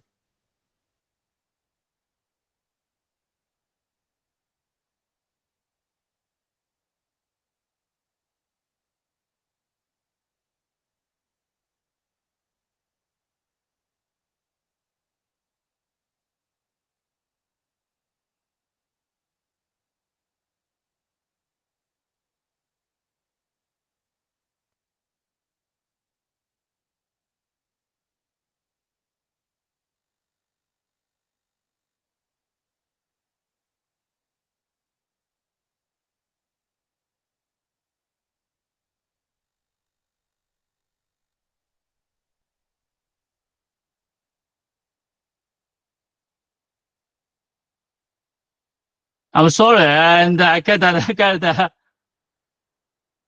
Okay, so wait some 30 seconds. You know, the failure will come as a retrogressive one. It's also a big flume test.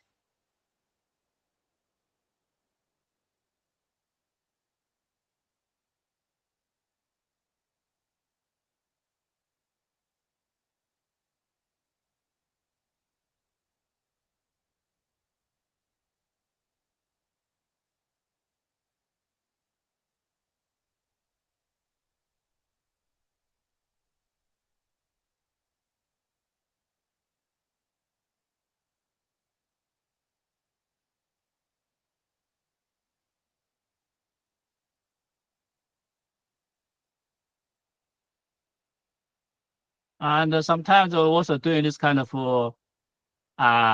rainfall triggered zero lancer on natural slope. So this is also we have a big budget about 20 years ago. And at that time, we cooperated with the National Research Institute, and we prepared this test for about 1 year. Here, I just want to tell you, it's very difficult to do landslide prediction. This is a small landslide. We trigger the get very controlled trigger the rainfall. Get the same rainfall density. Yeah? And then we got this kind of very detailed geotechnical examination on the slope, on the material shape behavior, and we did this kind of very detailed analysis on the landslide stability with increase of groundwater table. And then we predict, we thought perhaps after we have started the rainfall, given the rainfall density about 80 millimeter per hour, and after 6 hours of rainfall, the shallow landslide should be triggered, So at that time, even the HK Media TV Media Center, and then they got this kind of helicopter on the on the sky, and they try to get that moment. And because we don't have water, so we're just using the water from the stream and then connect it or get several tanks here. But the fact told us we start the rainfall from 12 o'clock, and we thought it should have the landslide occurrence around 2 o'clock in the afternoon. But until 5 o'clock in the afternoon, nothing, no any evidence to show the landslide will occur. So finally, the water storage water has emptied. And so we have to say, sorry, we cannot trigger the landslide this time. So for next day, we have to put the water, on the tank. So one day after night, we do the test again. And so we said because we already put lots of water on the stable, on the slope. And if we got another additional rainfall, the slope should be, the landslide should be triggered immediately. But actually, even in the second day, we triggered start from 10 o'clock, almost in the 4 o'clock. Almost all the people, they are so disappointed. They are worrying about the real occurrence of the landslide. But finally, get a very small shallow landslide been triggered. So that's why our colleagues are so excited to see that even the scales are so small. Anyway, they triggered the small earthquake, the landslide. But this means, okay, it's very difficult to do a real prediction for landslide on a real slope. So we have to do analysis. So recently, we are trying to understand this kind of failure on natural dam or embankment. So this is the case. For example, you show, I'm sorry, normally they show the same. Yeah, this is the view of the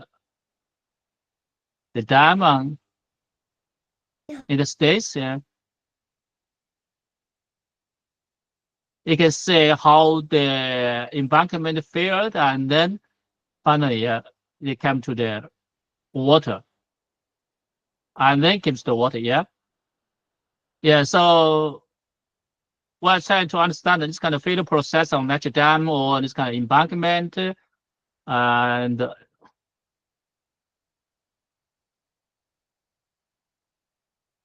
so actually this is also failure at first and then go to outcropping, yeah.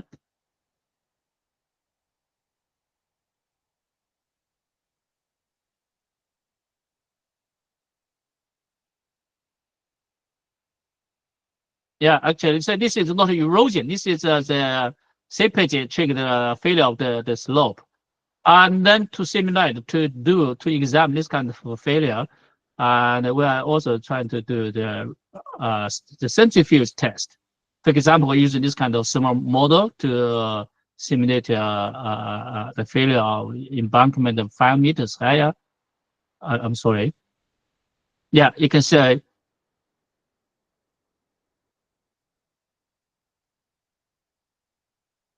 This kind of retrogressive failure on the centrifuge model. And so at first, the failure occurred is a landsliding and followed by outcropping. Yeah. So this is outcropping. Yeah, this is outcropping. And then this is erosion. So that means that when we're trying to predict this kind of hydroprofile of this kind of outcropping, we have to think about the different mechanism. Is just to the outcropping erosion, or you have the landslide before this kind of outcropping. So we have to clarify the mechanism, yeah, and then to elevate the possible prediction.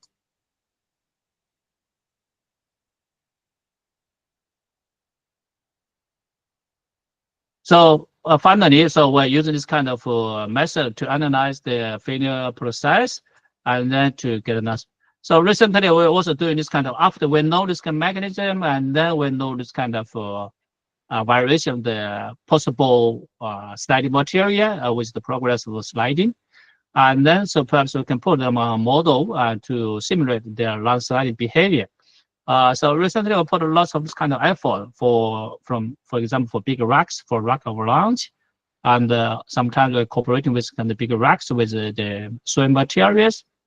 And for example, this is the simulation result. We got this kind of 3D DDA result cooperated with SPH method, trying to aggregate the prediction processing of the landslide material.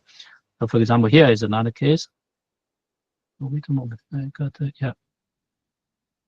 Sorry, I'm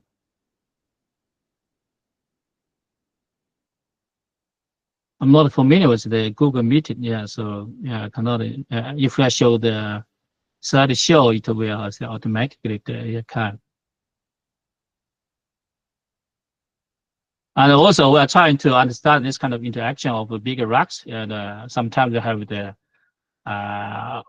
boulders, come here down with the landslide material. Then the bigger boulders can just attack the house and then or the buildings and then damage the building. So we're trying to also understand this kind of interaction between the moving the bigger rocks and with the infrastructure. So this is how say basic research activities in our center now.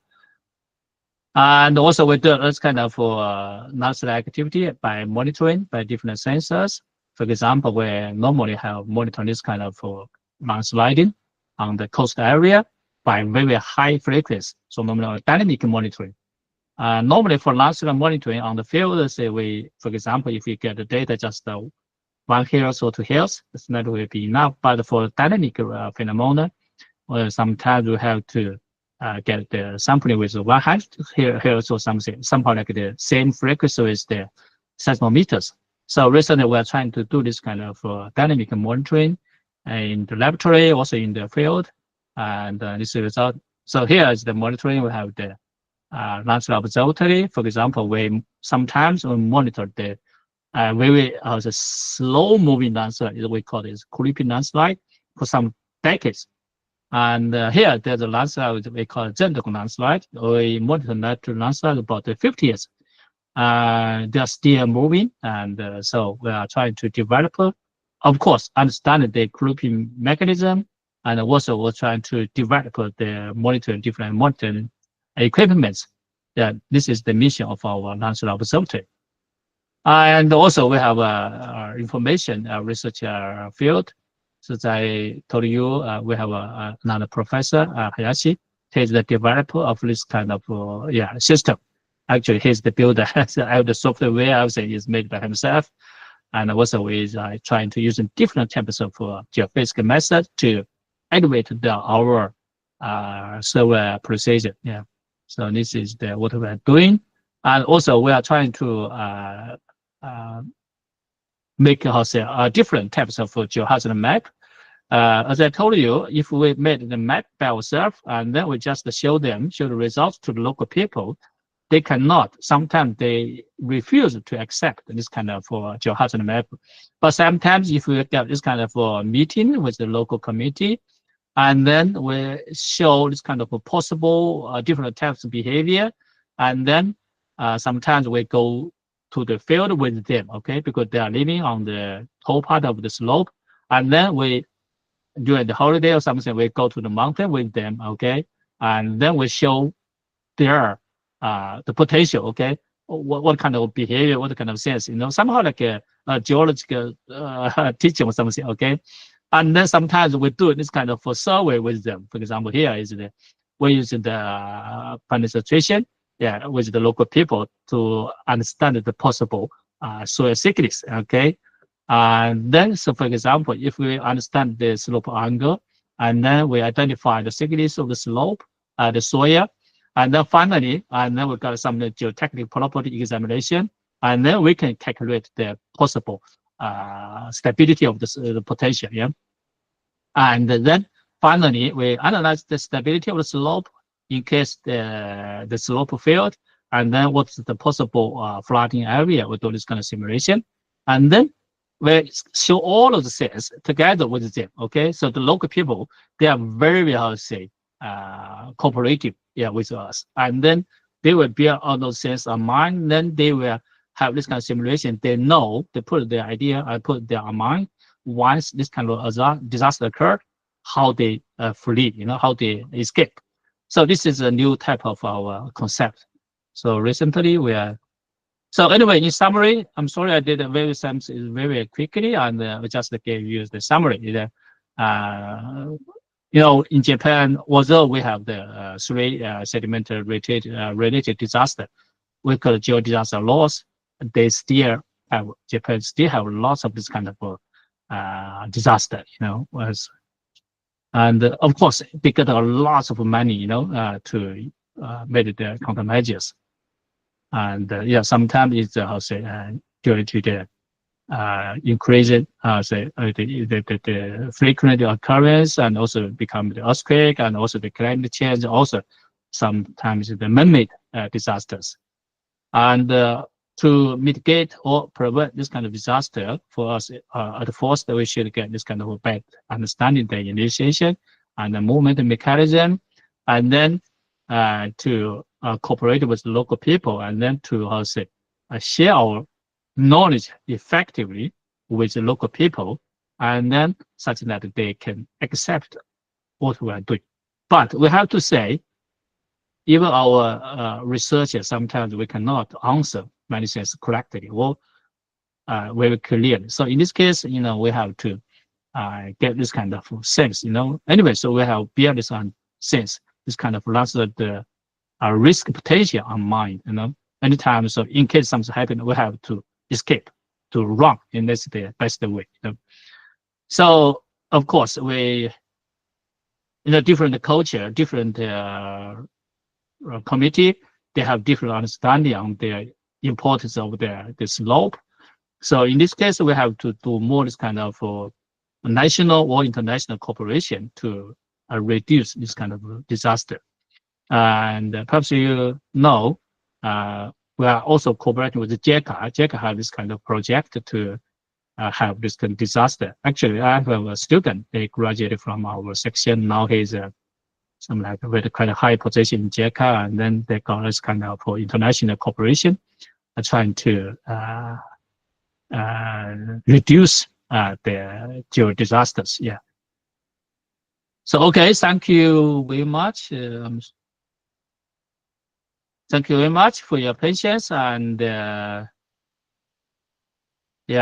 if you have any question, or normally if you want to share your experience with me, and then you can connect me, okay? Can email me, and then we can talk, or can share, can have more discussion. But last, I want to say sorry again for my not familiar. No, I'm not so familiar with the Google Meet, so I cannot using the slideshow to make a better presentation. Okay, thank you very much.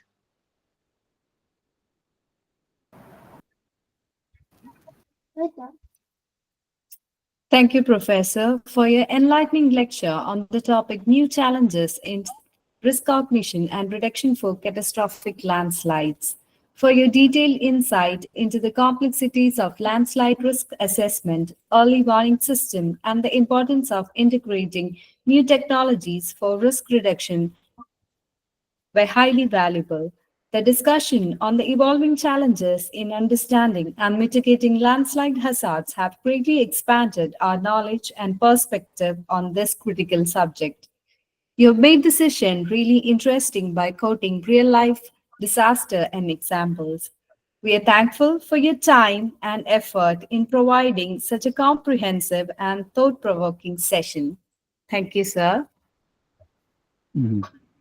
Hello, sir. Good evening, sir. Sir, my name is Dr. Anil Kumar. I was the person who was in contact with you through email. So thank you very much for giving us such a wonderful sessions where it was highly informative related to disaster management. Basically, I am a geotechnical engineer, and right now, even India, most of the parts, we are also facing a lot of issues with the landslides. So maybe definitely I'll be in contact with you after this session also, so that we can work together in such a disastrous case related to landslide and other things. Sir, not to waste much time, due to time concerns, sir, I would like to read few questions which has been asked by the participants. So I like to have one question, that is, one of the participant is asking, how much factors you have considered for predicting the future landslides? Okay, can I ask her? Can I answer? Yes, sir. Yeah, Yes, it's, sir.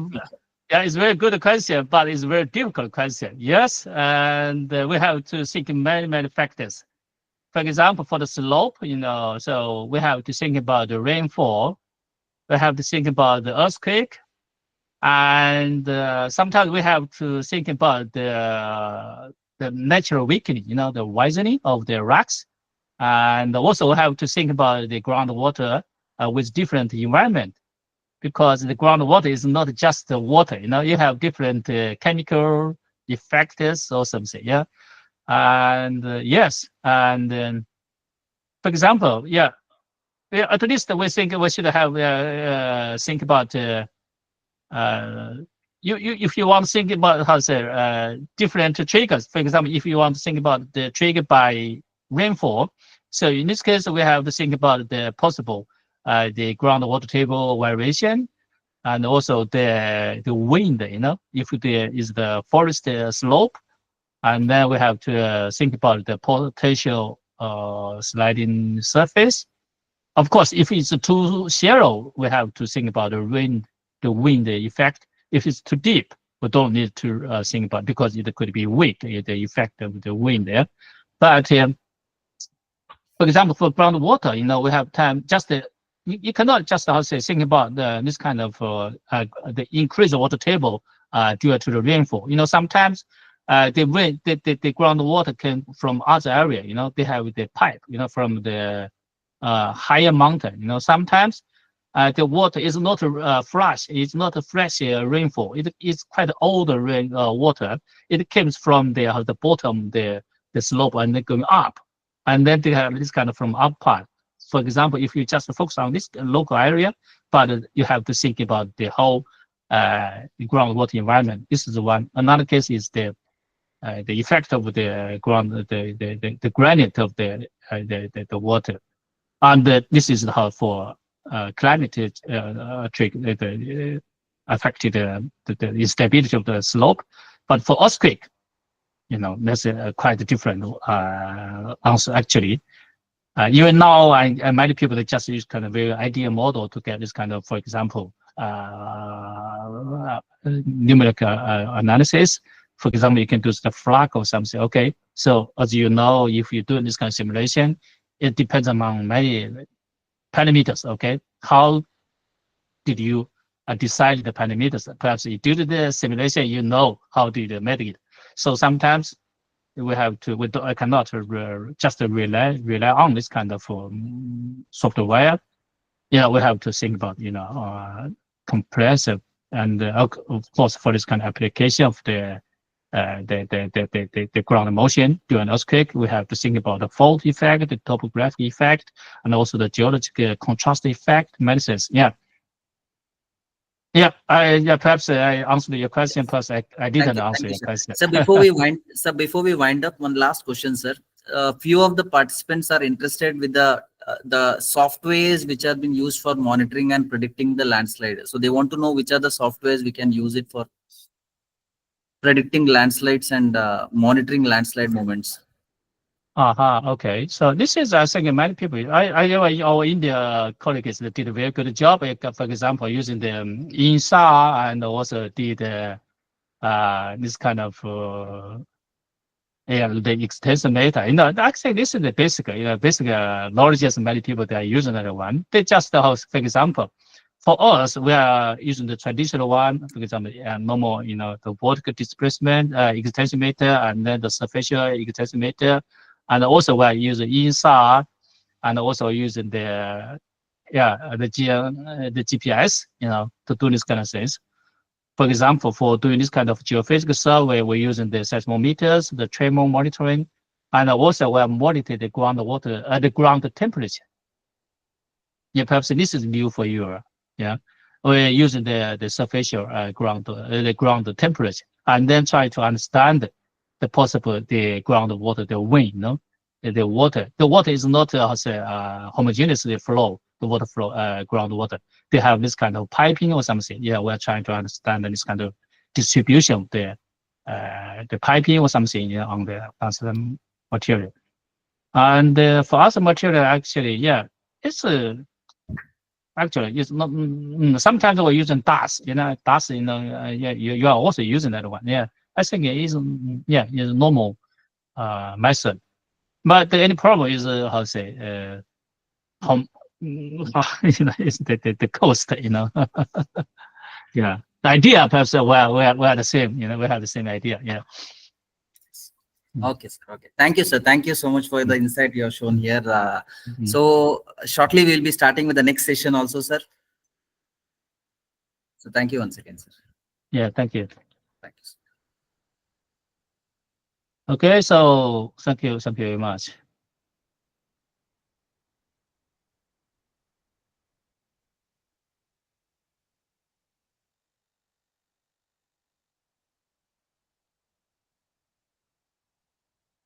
So can you?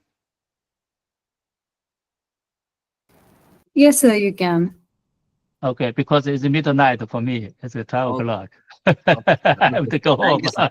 Thank you. Thank you so much for spending time with us, sir. Thank you so much. Thank you so much, sir.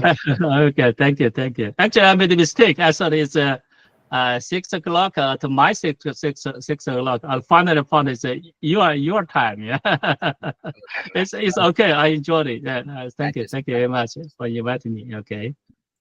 So bye bye. Okay. Yeah, keep in touch. Okay, bye bye. Mhm.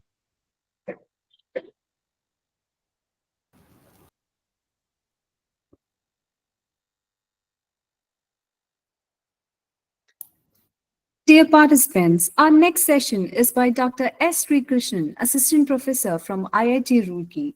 Let me say a few words about our speaker. Dr. S. Srikrishnan is a distinguished researcher with a master's degree in geosciences from Bharathidasan University, India, and a Doctor of Engineering in Field Engineering for the Environment from Hokkaido University, Japan. His expertise lies in understanding the mechanisms behind the initiation of shallow landslides and debris flows triggered by rainfall and snowmelt. Dr. S. Srikrishnan employs a combination of in situ monitoring, laboratory scale experiments, and slope catchment scale process-based numerical modeling in his research. During his doctoral studies, he focused on modeling frozen ground, cold region hydrology, and snow accumulation and melt process to analyze slope stability and the triggering of debris flows. His recent work emphasizes the study of hill slope hydrology related to shallow landslides and debris flows, aiming to develop thresholds for early warning system at both slope and catchment scales. Dr. S. Srikrishnan has contributed significantly to the development of real-time landslide early warning system in Japan and is now working on implementing similar system in the Indian Himalayas. The topic for his presentation today is geotechnical engineering applications to territorial landslide early warning system in India. Sir, you may please take over the session. Thank you, Ms. Ashwati. I thank Dr. Naveen and also Dr. Anil Kumar for this kind invitation and this great opportunity so that I can meet with young faculties of different engineering institutions who are from civil engineering background. And this is an important talk also for me to actually inherit the interest in landslide studies among civil engineers in India. That has to start with basic engineering institutions, not only government institutions, also private institutions. In that aspect, I really congratulate Dr. Naveen and Dr. Anil Kumar for this initiative with the support from AICTE. So I understand it's almost night, and without wasting further time, let me move on to my presentation. So I hope my entire screen is visible to you. I'm not able to see any of your faces now. If anything is disconnects in between, or if you have some problems, just interrupt me and just speak over. So, yeah, may I start? Yes, sir. Yes, sir. Yes, It's sir. visible, sir. It's Yes, sir. Thank you. Thank you. So, as explained by ma'am, this is my topic, geotechnical engineering applications for territorial landslide early warning systems in India. Professor Gongi Wang, a senior professor from DPRA Kyoto, has already set the context. So, though this program, it's actually on holistic disaster management, and its objective will be to linking resilient infrastructure with sustainability. I really feel happy that the major disaster that is taken over for this entire program is landslides, and which is a serious hazard and also becomes a disaster very often in India, where the presence of civil engineers, it's very much needed, and you are in the capacity of training the next generation civil engineers. And I believe this faculty development program will be of immense useful for you, for yourself to pursue a research and also an academic career in terms of landslides in civil engineering, and also to motivate the younger generation. So the ultimate objective of anybody to study landslide is just to forecast landslide in order to impact its impact on the infrastructure, also for a sustainable development. So the motivation of my today's talk is practice and capacity building towards understanding some kind of early warning system, which is in a territorial scale. Territorial means regional here. And this is specifically, we will be talking on precipitation induced landslides in India. So this is the outline of the presentation with few basic introduction. We will move on to the scientific rationale of global and national research statuses, and also some research challenges. With some methodologies and some new approaches, we'll be looking at the scales at which different interventions for landslide is taking place, and then some technological solutions for improving our understanding of the landslide problem. And few examples from India, mainly the largest of the landslide disaster which happened in the previous decade, starting from the 2013 Kedarnath disaster until the 2018 latest Kerala floods which happened. And then some early warning thresholds, which is mainly on meteorological thresholds. Moving on, we might have not been forgotten this, the 2013 North India floods, where 6,000 number of landslides happened in 2013, and it has caused enormous impact and casualties to human life as well as to infrastructure. Similar kind of cascading impacts of landslide also was witnessed during the extreme precipitation induced landslides and flood, mainly a cascading kind of hazard that happened in Kerala during 2018. As you can see from this figure, it started in the month of July and it lasted until August 15, 2018. And a number of cascading hazards that took place because of extreme precipitations, starting from shallow landslides, flash flooding, and also debris flows. So, with this context set, so we have a higher threat of landslide that is happening during this monsoon season, and also because of extreme rainfall, even from cyclonic circulations and all. We need to understand the fundamentals of landslide. So let's start from a very fundamental perspective here. What is a landslide? A landslide denotes the downward movement of earth material under the influence of gravity. And then the same is being classified based on the type of movement and type of material. As available from the literature, it was first classified by Vance in 1978. So these are the types of landslides. And this has been updated very recently by late Professor Ulrich Unger in 2014, where different types of landslides are classified based on the type of the movement, in which way the material moves down the hill slope. And then what is the material made up of? Either it is made up of a pure bedrock, or it is made up of unconsolidated materials such as rock fragments, and also mixture of soil and rock in different percentages. And accordingly, this classification is made. And our focus for today's talk will be on two types of landslides. Mainly, those are debris slides and debris flows, as these are the largest kind of landslide which has occurred in India and which is continuing to occur in also in the regions of Western Ghats and Himalayas. So debris slides and debris flows impacted by rainfall. And we have the problem set, and this problem, the landslide, it's not happening at like just one landslide. So we have a scaled range of analysis for landslide studies. For anybody to start from scratch to study landslide as their research topic, it will be important to look into the scaling aspect. This applies to any problem of nature in terms of scales in units of length. Let's put it as meters. We have increased complexity at finer scale with respect to states and phases of matters and dimension. And at the nano to mesoscales, we have solid and fluid phases and 3 dimension. That gives you the complexity. Whereas if you move above the scale, whereas you are upscaling the problem, the complexity reduces, or in other words, the ability of us humans to analyze the complexity at larger scale is very less.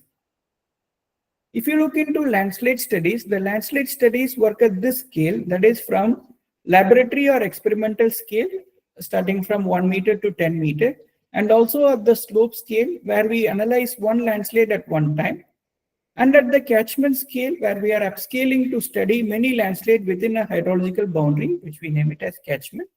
Then at the territorial scale, that is the regional scale. Now, anybody can ask, why do we study landslides at the territorial scale?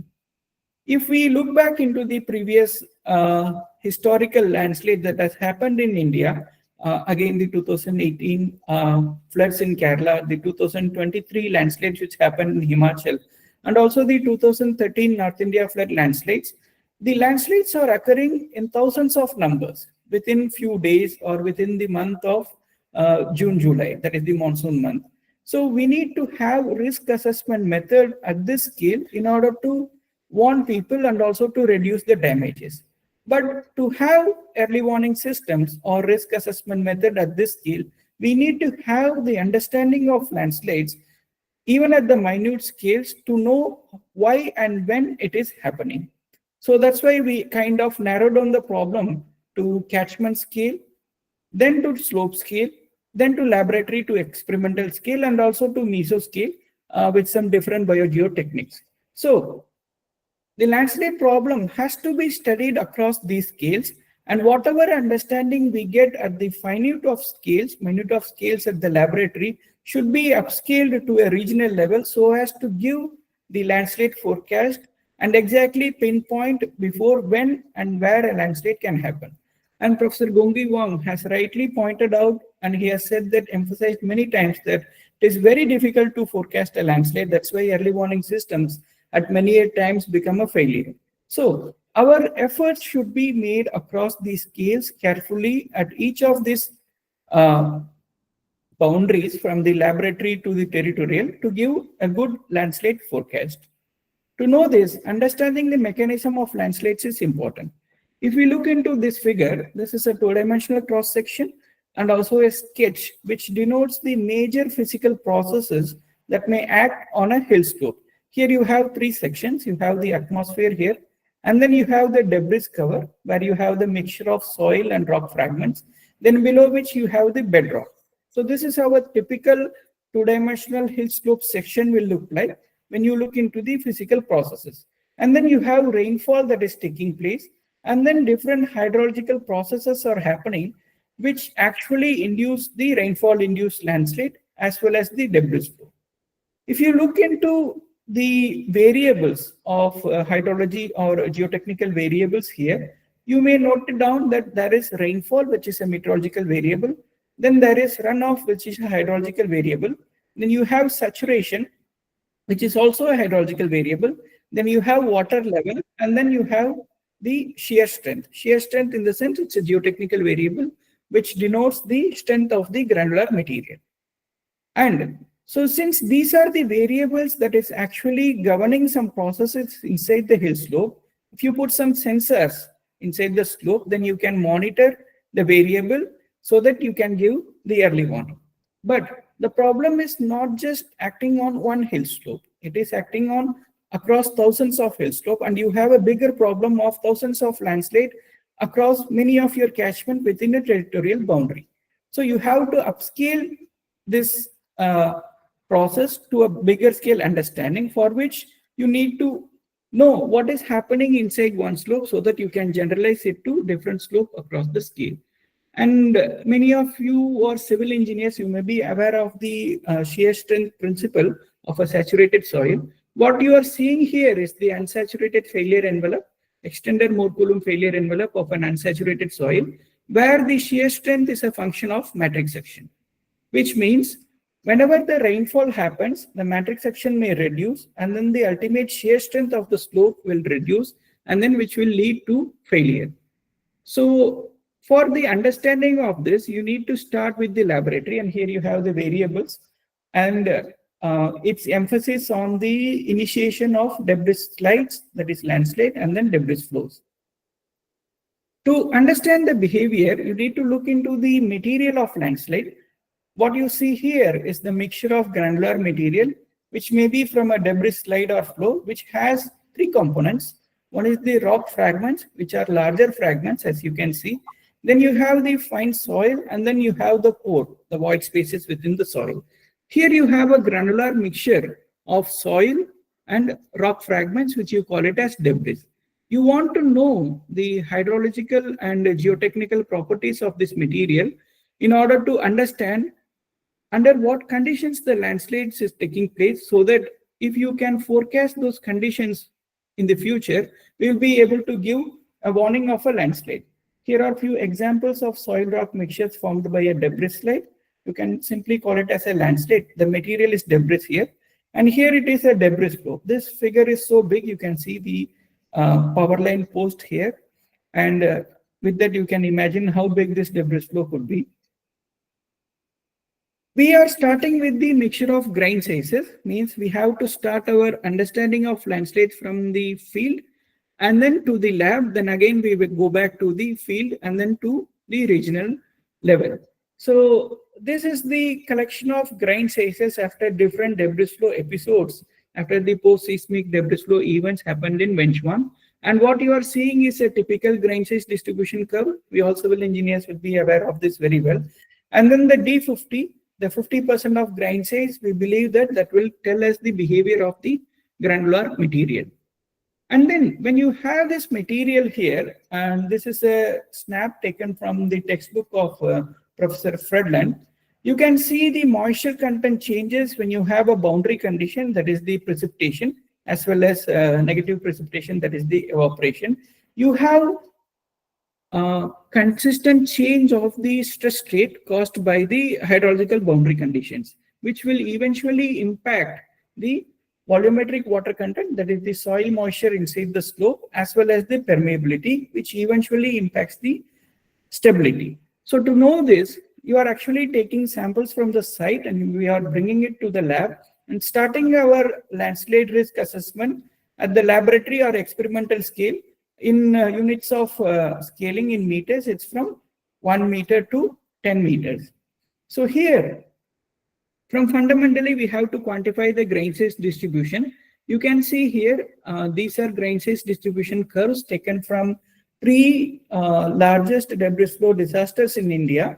One is the Kedarnath 2013. As you can see, this is characterized by medium size of boulders rather than fines. Whereas the Wayanad debris flow, which itself is the largest by volume in India by a single debris flow event, has a lot of fines. You can see the D50 here, whereas the D50 for the Kedarnath debris flow is very much higher than the Wayanad debris flow.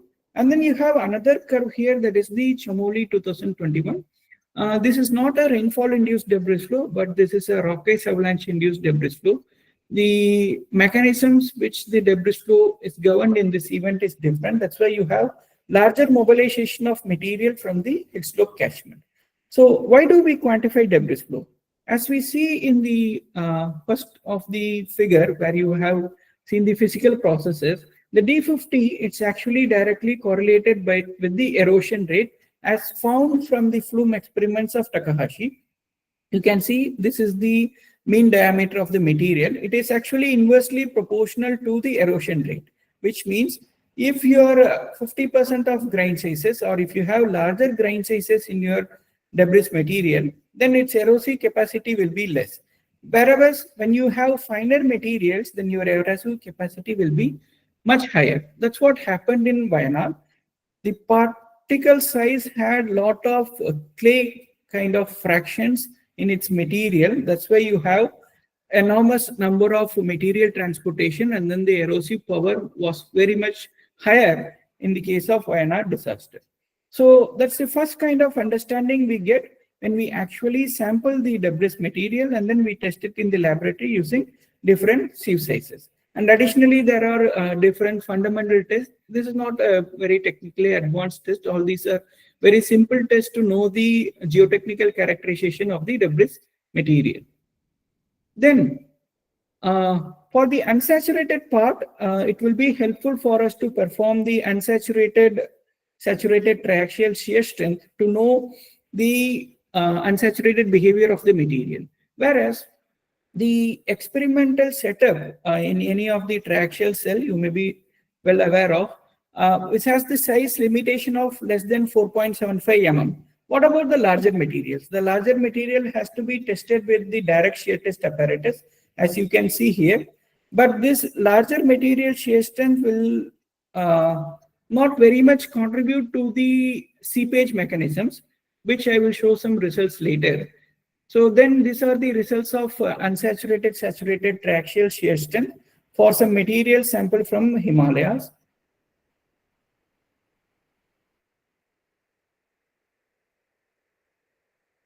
And like this, you can get the unsaturated shear strength, which will help you to do a stability assessment of any given hill slope. But we have a higher challenging task to upscale it to the territorial level. We'll see how we'll be able to do that. Then within the laboratory, also you have seen at the end of Professor Gongungwang's presentation that large-scale laboratory tests are done. So this is done in order to reproduce the in situ condition with some understanding and some consideration of the scaling law. So what you are seeing here is a laboratory flume where a rainfall-induced debris slide experiment is simulated. As you can see, this is the debris material, where you have the particles ranging up to 80 millimeter in diameter. It's not just soil, it is a mixture of soil and rock. Then you have facility to actually reproduce this slope failure conditions. Then with different sensors, which you can also install in the field, as you have seen in the physical processes figure, the same you can do it in the lab also, and this will give you the information of the unsaturated, saturated seepage as well as the matrix section changes. And with our own understanding, using some equations, you can actually get the factor of safety and then try to understand at what conditions the failure it's actually taking place. Here we have found that for this debris material, the section stress is a big thing which actually determines the stability of the slope. So for this reduced scale flume experiments, it is always not possible for us to mimic the conditions which is actually governing on a slope exactly within the laboratory experiment, because we are scaling down the problem. So the scaling should be appropriate here, and the literature you can find that the scaling law has given very explicitly. And if you want to develop some of this flume kind of setup in your laboratory for landslide studies, please account for the scaling law. Then similar kind of experiments were also done for rainfall-induced debris flows, as you can see here, where the sensitivity of water content is actually shown with the amount of erosion. So this is fine. It is not possible by us to do, let's say, flume experiments or even material characterization for all slopes across Western Ghats or Himalayas in India. Right? It's beyond the possibility of any given capacity of one institution or a research group or even a nation itself. It's a very big task to do. So we need to have some technology that will have us give us an opportunity to expand it from the laboratory scale to slope or regional scale. That's where you go into the mathematical modeling, where you kind of understand something physically by doing a reduced scale flume experiment and believe that this is what we have understood, and then write some mathematical equations to know the processes and then see whether we will be able to recreate the processes in the flume. Then if we are able to recreate what is happening in the flume scale setup, then it is also should be possible by us with some uncertainties, of course, to reproduce something that is happening on the hill slope. So that's where the numerical models come into play. So whatever flume experiments you are doing, it is possible by you to reproduce it using even commercial programs, or like if you have the flexibility and interest to write your own program, then you can understand the physics and then develop some numerical equation. That is what done in these studies, as you can see. A numerical model for shallow landslides and numerical model for debris flows is developed, both for rainfall-induced landslides and debris flow only. And using this model, so these are some modeling considerations where the physical processes are accounted for with some limitations and uncertainties, of course. And using this model, these are some governing equations of the model, which is available from these publications, you can see. It is possible by us to develop the mechanistic conditions, which is actually simulated in the flume. So this is the simulation of flume experiments for the debris flow modeling, what we have done in the flume. You can see here the volumetric water content response is generated from the model, as well as it is compared from the experiment. This is for the amount of erosion. So what is observed from this flume experiment is, as the initial moisture content increases, we have found that the amount of erosion, it's actually increases. Okay, very simple and fundamental understanding. What will be its implication in a catchment? Let's say that before the rainfall happens, if your bed is completely wet, or if your bed for debris flow is completely dry, it will have different implications in the final amount of debris volume that may reach to the infrastructure that is lying in the downstream area. So this is an important finding, but this finding is only valid at the slope level with the limitations of the experiment performed. But since you have developed a numerical model, you can actually apply this numerical model at a catchment scale, even for one debris flow or many debris flow, and see whether similar thing is existing or not. This is the way we are upscaling the problem from flume scale to catchment scale. Then in between, you have the slope scale. So here where you have to see for different types of landslides, there is possibility of monitoring the variables, either it is a hydrological variable or geotechnical variable directly, in order to develop some early warning system. Those are known as local scale early warning system. And these local scale early warning systems are expensive. And in your coming days, you will also have some presentations on local scale early warning system. When I checked your program, I saw it. And these local scale early warning systems actually monitor the variables such as mentioned here. And then they have developed some kind of thresholds for different kind of landslides based on the material type and movement type. And then the warning can be given when a particular kind of threshold is reached. Okay. And this is applicable for only particular type of landslide, but not for all landslide. Each of this local scale early warning system is applicable to specific types of landslide. And what you are seeing here is the displacement variable, which is actually monitored from, let's say, a hill slope, which is actually slowly creeping in the downward direction. And the thresholds has to be developed at first before we make a early warning system. And this threshold has been made after 500 unsuccessful attempts of forecasting the landslide. And once this threshold is made, 5 attempts were successful. And the information also available in Engineering Geology Journal, you can see the success rate of this early warning system.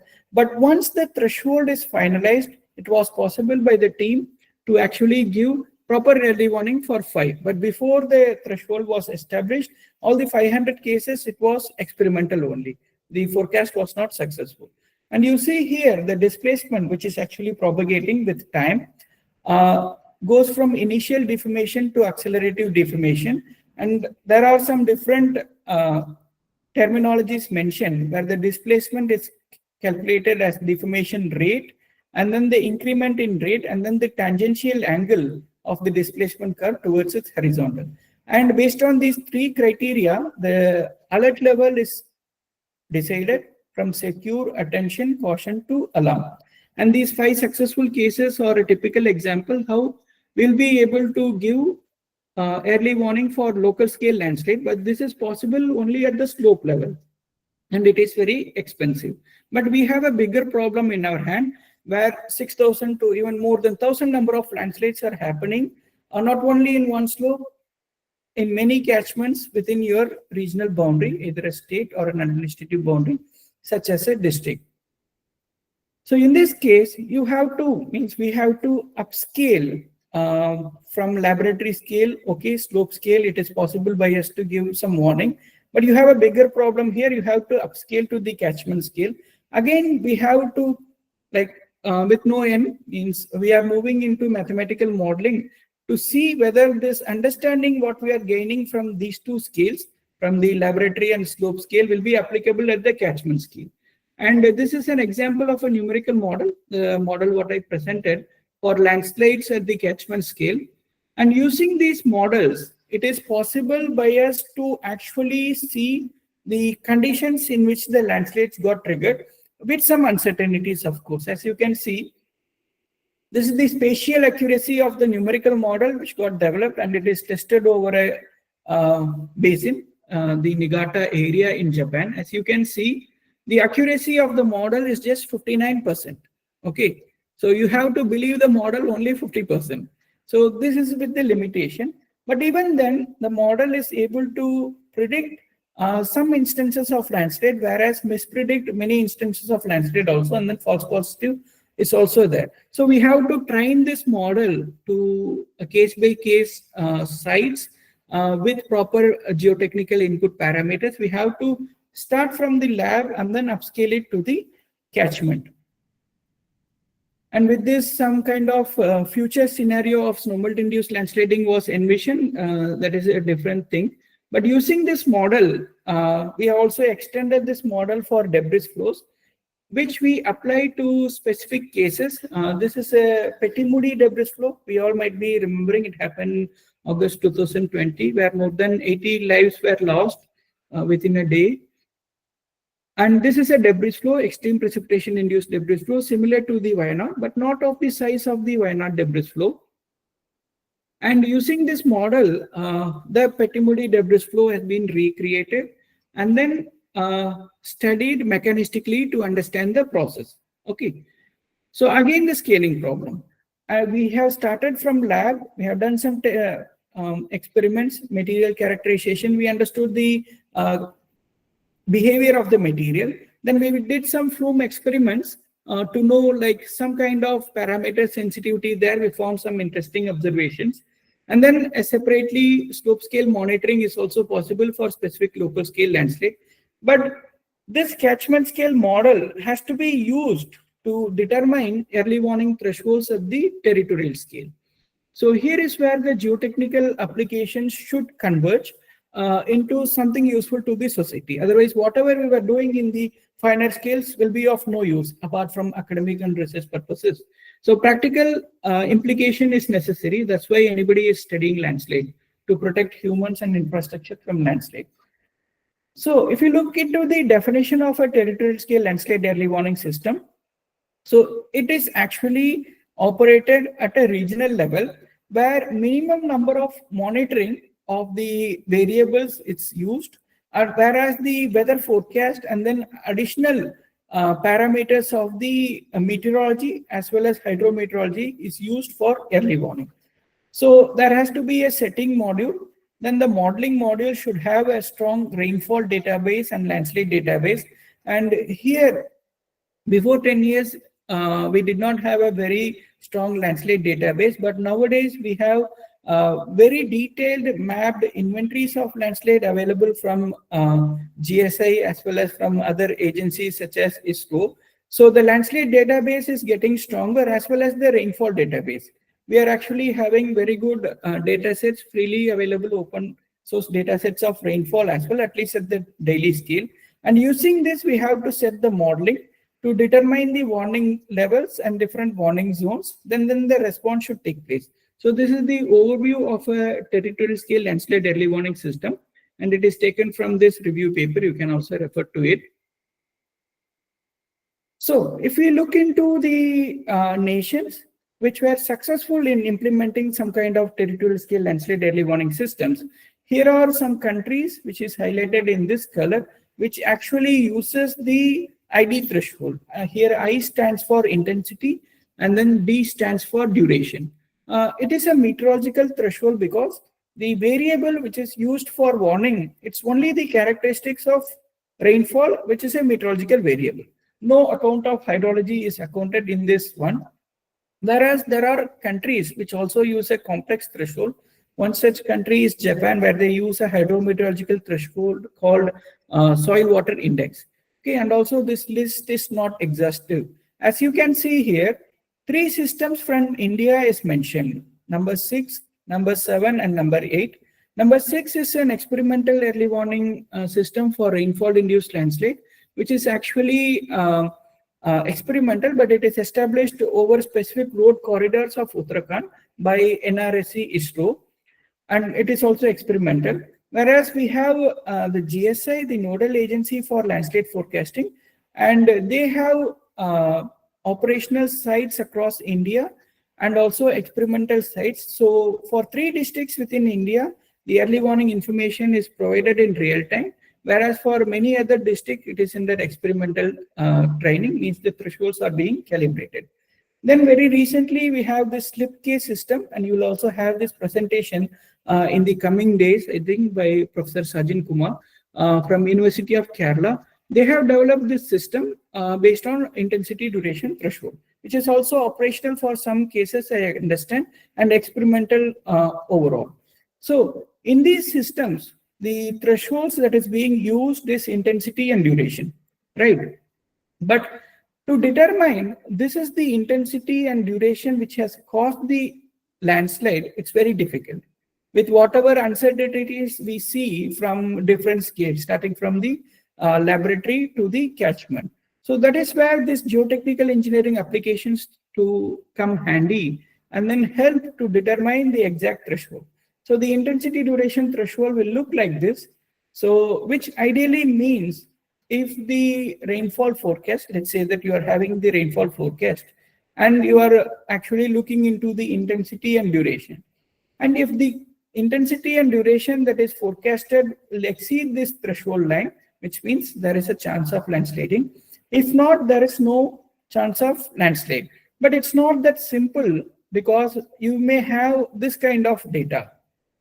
Okay, where you had in the previous historical cases also the landslide that got triggered by the rainfall, whereas the landslide that didn't get triggered by the rainfall. So you need to have some statistical approaches here to determine and then to delineate the triggering rainfall with the non-triggering rainfall.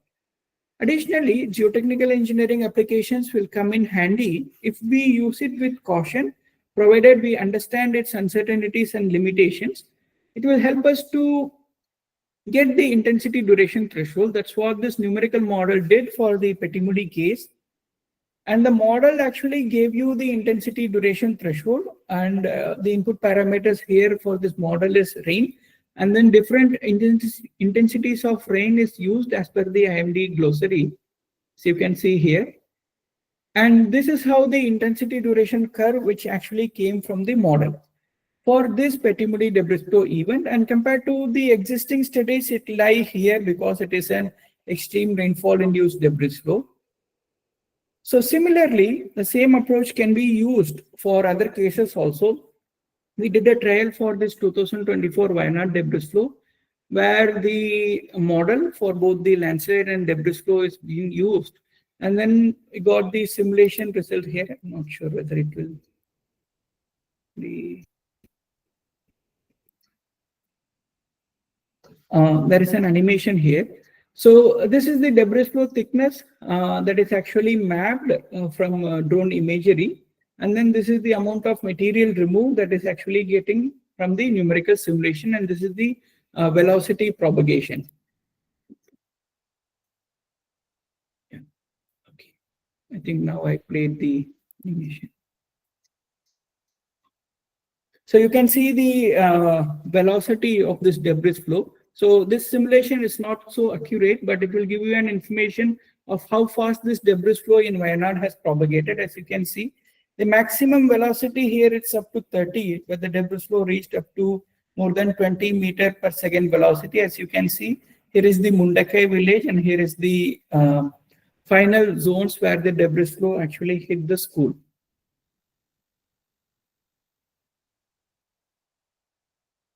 Let me go pointer again. Similar thing we did also for the 2013 Kedarnath debris flow. We looked into the debris flows happened only within this Kedarnath catchment. 120 numbers of debris flow were there.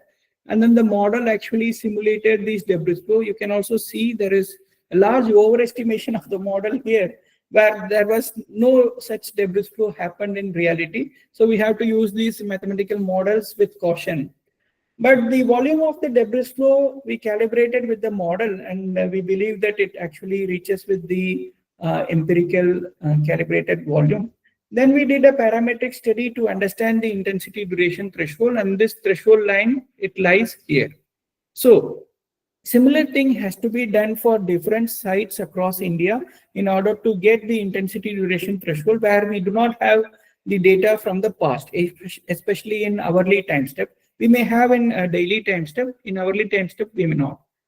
So such thing is needed for this intensity duration threshold, the meteorological threshold, which we have to use it for the larger scale applications for territorial scale landslide early warning systems.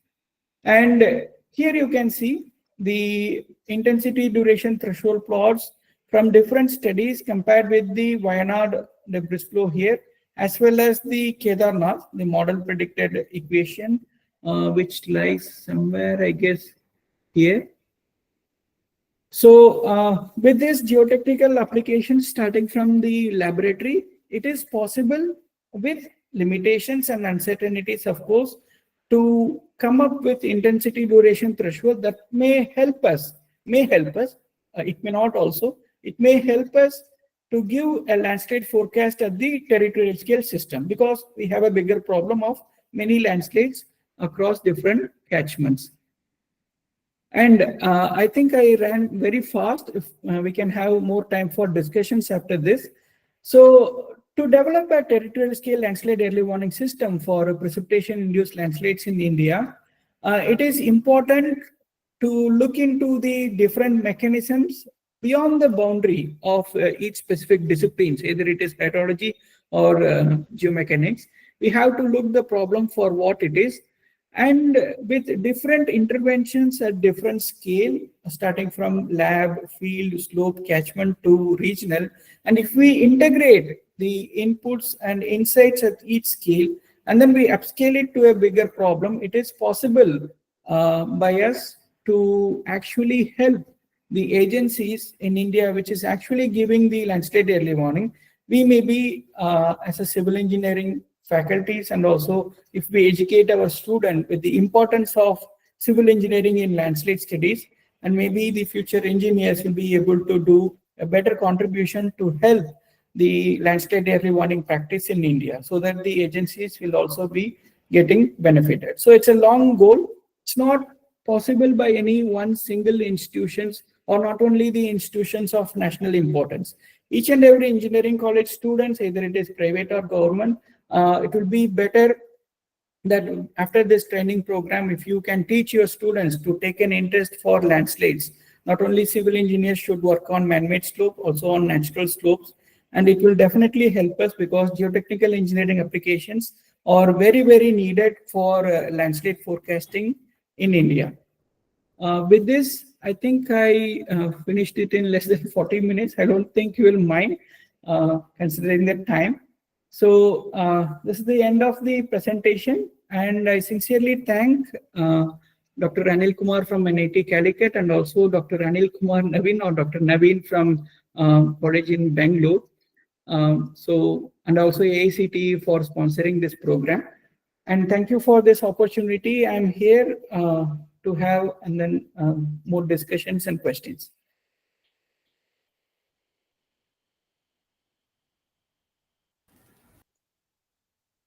Thank you, sir. Thank you for briefing us on geotechnical engineering applications to territorial landslide early warning system in India. Your detailed explanation of the role of geotechnical engineering in developing and improving landslide early warning system was both informative and valuable. We appreciate your time and the insightful information shared during your presentation. Thank you. Now, it's time for the participants to express any queries regarding the session in the chat box.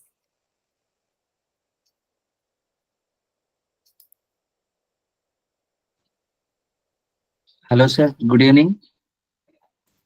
Hi, good evening, Dr. Anil Kumar. Sir, I have a general query because you had discussed something regarding the Wayanad case studies because we are from NIT Calicut and we are also working on that areas. My general query is like we have been visiting that site so many times, even a few days back I have visited. My Okay. general query is there has been lot of debris flow in that area, okay, which was not predicted before that such kind of a debris flow will happen. So the thing is, what is the future expectations in that area? Like, what can happen in the next coming year? Because we have visited the sites and we have found like that area is still more susceptible for such kind of disaster to happen. So in that case, what could be the preventive measures? What can be done so that, such kind of a human loss or such kind of property loss shouldn't happen? So can you just Yeah. Thank you, Dr. Anil. It's actually rightly pointed out by you. So it's not the first time the Wayanad landslide disaster happened in that area. The same catchment had a debris flow I think in 2020 or 21, not sure of the year. And then that debris flow came up to the Mundakai village. It did not have such an impact. So means people did not have the perception that it may be a bigger disaster. Now this has happened, but still the sediments are still present there. I don't know the intervention, maybe the sediments may be removed or moved somewhere, but there is a possibility that further debris flow may happen in the similar catchment, in the same catchment or similar catchments along the hill slopes. So during the same Wayanad debris flow, there was a bigger debris flow in an adjacent catchment where the impact was not much. Okay. But it may happen anywhere in these hill slopes. The reason is the weathering of the soil, weathering of the bedrock, and then the clay-rich presence of clay-rich soil, and that actually has the much of the water holding capacity. So we need to have some kind of mitigation measures which actually tell us the threshold in which the debris flow will initiate. That's really impossible, let's say, at least theoretically, but we have to put our efforts. So what can be done is, if you want to give an early warning system, we have to calibrate the rainfall thresholds at first with good meteorological data sets as well as good geotechnical characterization. And it's not possible by one institution, since you are there in NIT Calicut, near to the site at least, even though it is far. So the material characterization and much of the geotechnical aspect should be properly documented. And also the changes of these material properties can be envisaged per se, but there is no structural mitigation possible for this many number of debris flows. So structural mitigation seems not economically possible. So non-structural mitigation measures, early warning system is the way the nation also wants to go. But we have to work for improvising the rainfall thresholds for debris flow forecasting. Thank you. So just one more small question, sir. This is regarding the the debris flow. What happened in Wayanad? When we went to that sites, we found that large number of boulders where there are unusual sizes of boulders. Yeah. So if you want to do some laboratory tests on these things, like to find out the frictional resistance between these rocks, or how can we scale these kind of materials in the laboratory conditions? Very, very good question. I also went there in the month of September or October, early in the month of October, and I was also surprised to see the very large size of boulders. Okay, and we have seen such large mobilization of boulders in the Rockay Avalanche site in Chamoli, And the reason is ice melting, okay, because enormous amount of water was generated during the flow so that the mobilization of the material took place. And then there was large scale fragmentation that happened during the flow. But here, this materials is actually present, okay. And if you look into the deposition of the Wayanad debris flows, it's not the first time the debris flow is happening. Geologically, this catchment or then this drainage system has been active for debris flow and flood. So you have trapped deposits of these wider range of materials. So to account for the material characterization, the best way to do is get the D50 correctly using some drone surveys. Do not miss, or let's not assume that this many big boulders will not move. It may move. It moved this time. It may move after 10 years. We don't know. So quantification of D50 is essential. So maybe we can use some drone photographs to actually get the exact grain sizes from the debris flow deposits. But material characterization, you cannot sample the entire material to lab. You can sample, let's say that up to 100 mm. And even if you bring these 100 mm samples to your lab, our triaxial experiments apparatus can consider only 4.75 mm. So we have to do it like different mixtures of grain up to 4.75 mm, let's say, that test in triaxial, and above that test in direct shear test, and above that you account for the grain sizes in your DST and maybe see whether the erosive capacity is enough for you to predict or not. So this scale interventions has to be done. And maybe that there may be some institutes in Kerala where they have the large scale triaxial apparatus, where they actually use it for some aggregate testing. So you can make use of it, and then maybe look for like undrained direct shear test or drained direct shear test with also volumetric water content sensitivity, so that maybe you can account for better material characterization. Thanks, sir. Thank you, sir. So any participants would like to have some questions or any discussions on the topic? Good evening, sir. I'm Dr. Naveen. I was the one was contacting you for the FDP. I'm from K School of Engineering and Management, Bangalore. Sorry, yeah, I remembered your Yes. college name, K School of Engineering. Okay. Yes, sir. Yes, Dr. Naveen. Thank you for this opportunity. I am always looking to talk with geotechnical engineering faculties because I want most of the civil engineers to do landslide studies, maybe a selfish wish, but it's very, very essential because it's not a problem of geologists or hydrologists alone. It is a problem of different interdisciplinary aspect and geotechnical engineering presence. I see that it is increasing in India, and I honestly believe the participants who are also faculties, I believe, in different institutions. Yeah, it's a mixture of faculties, sir. Yeah, will take it seriously. So, any questions? I understand it is dinner time. Many of you are at home. I saw from your video, some of you turned on the video, you were at home with your family. It's fine. Okay. So any participants are having any queries? If not, I think we can wind up the sessions. Yeah. So I don't think so. Any questions, sir? I think, yeah. Okay. So Dr. Anil, one request, if some of the participants do not have the questions. So these questions are mentioned in the chat box, right? Yes, sir. Yes, sir. Send it to the speakers and then ask the answers in writing. So Yeah. we will do that. Anybody is having, we will be sharing the email also so that the participant can directly send the emails. Okay, Dr. Anil. Thank you. Thank you, sir. Thank you. Thank you. Have a good night. All the best for your various sessions. Yes, sir. Thank you, sir. Thank you. Thank you. Bye.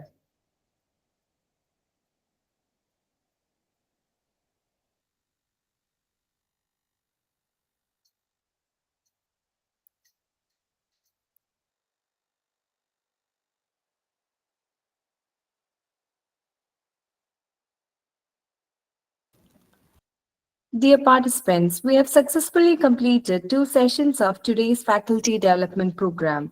Thank you for your engagement and cooperation. Next session will begin tomorrow at 6 p.m. Kindly join 10 minutes early using the same link to ensure a timely start. Looking forward to see you all tomorrow. Thank you.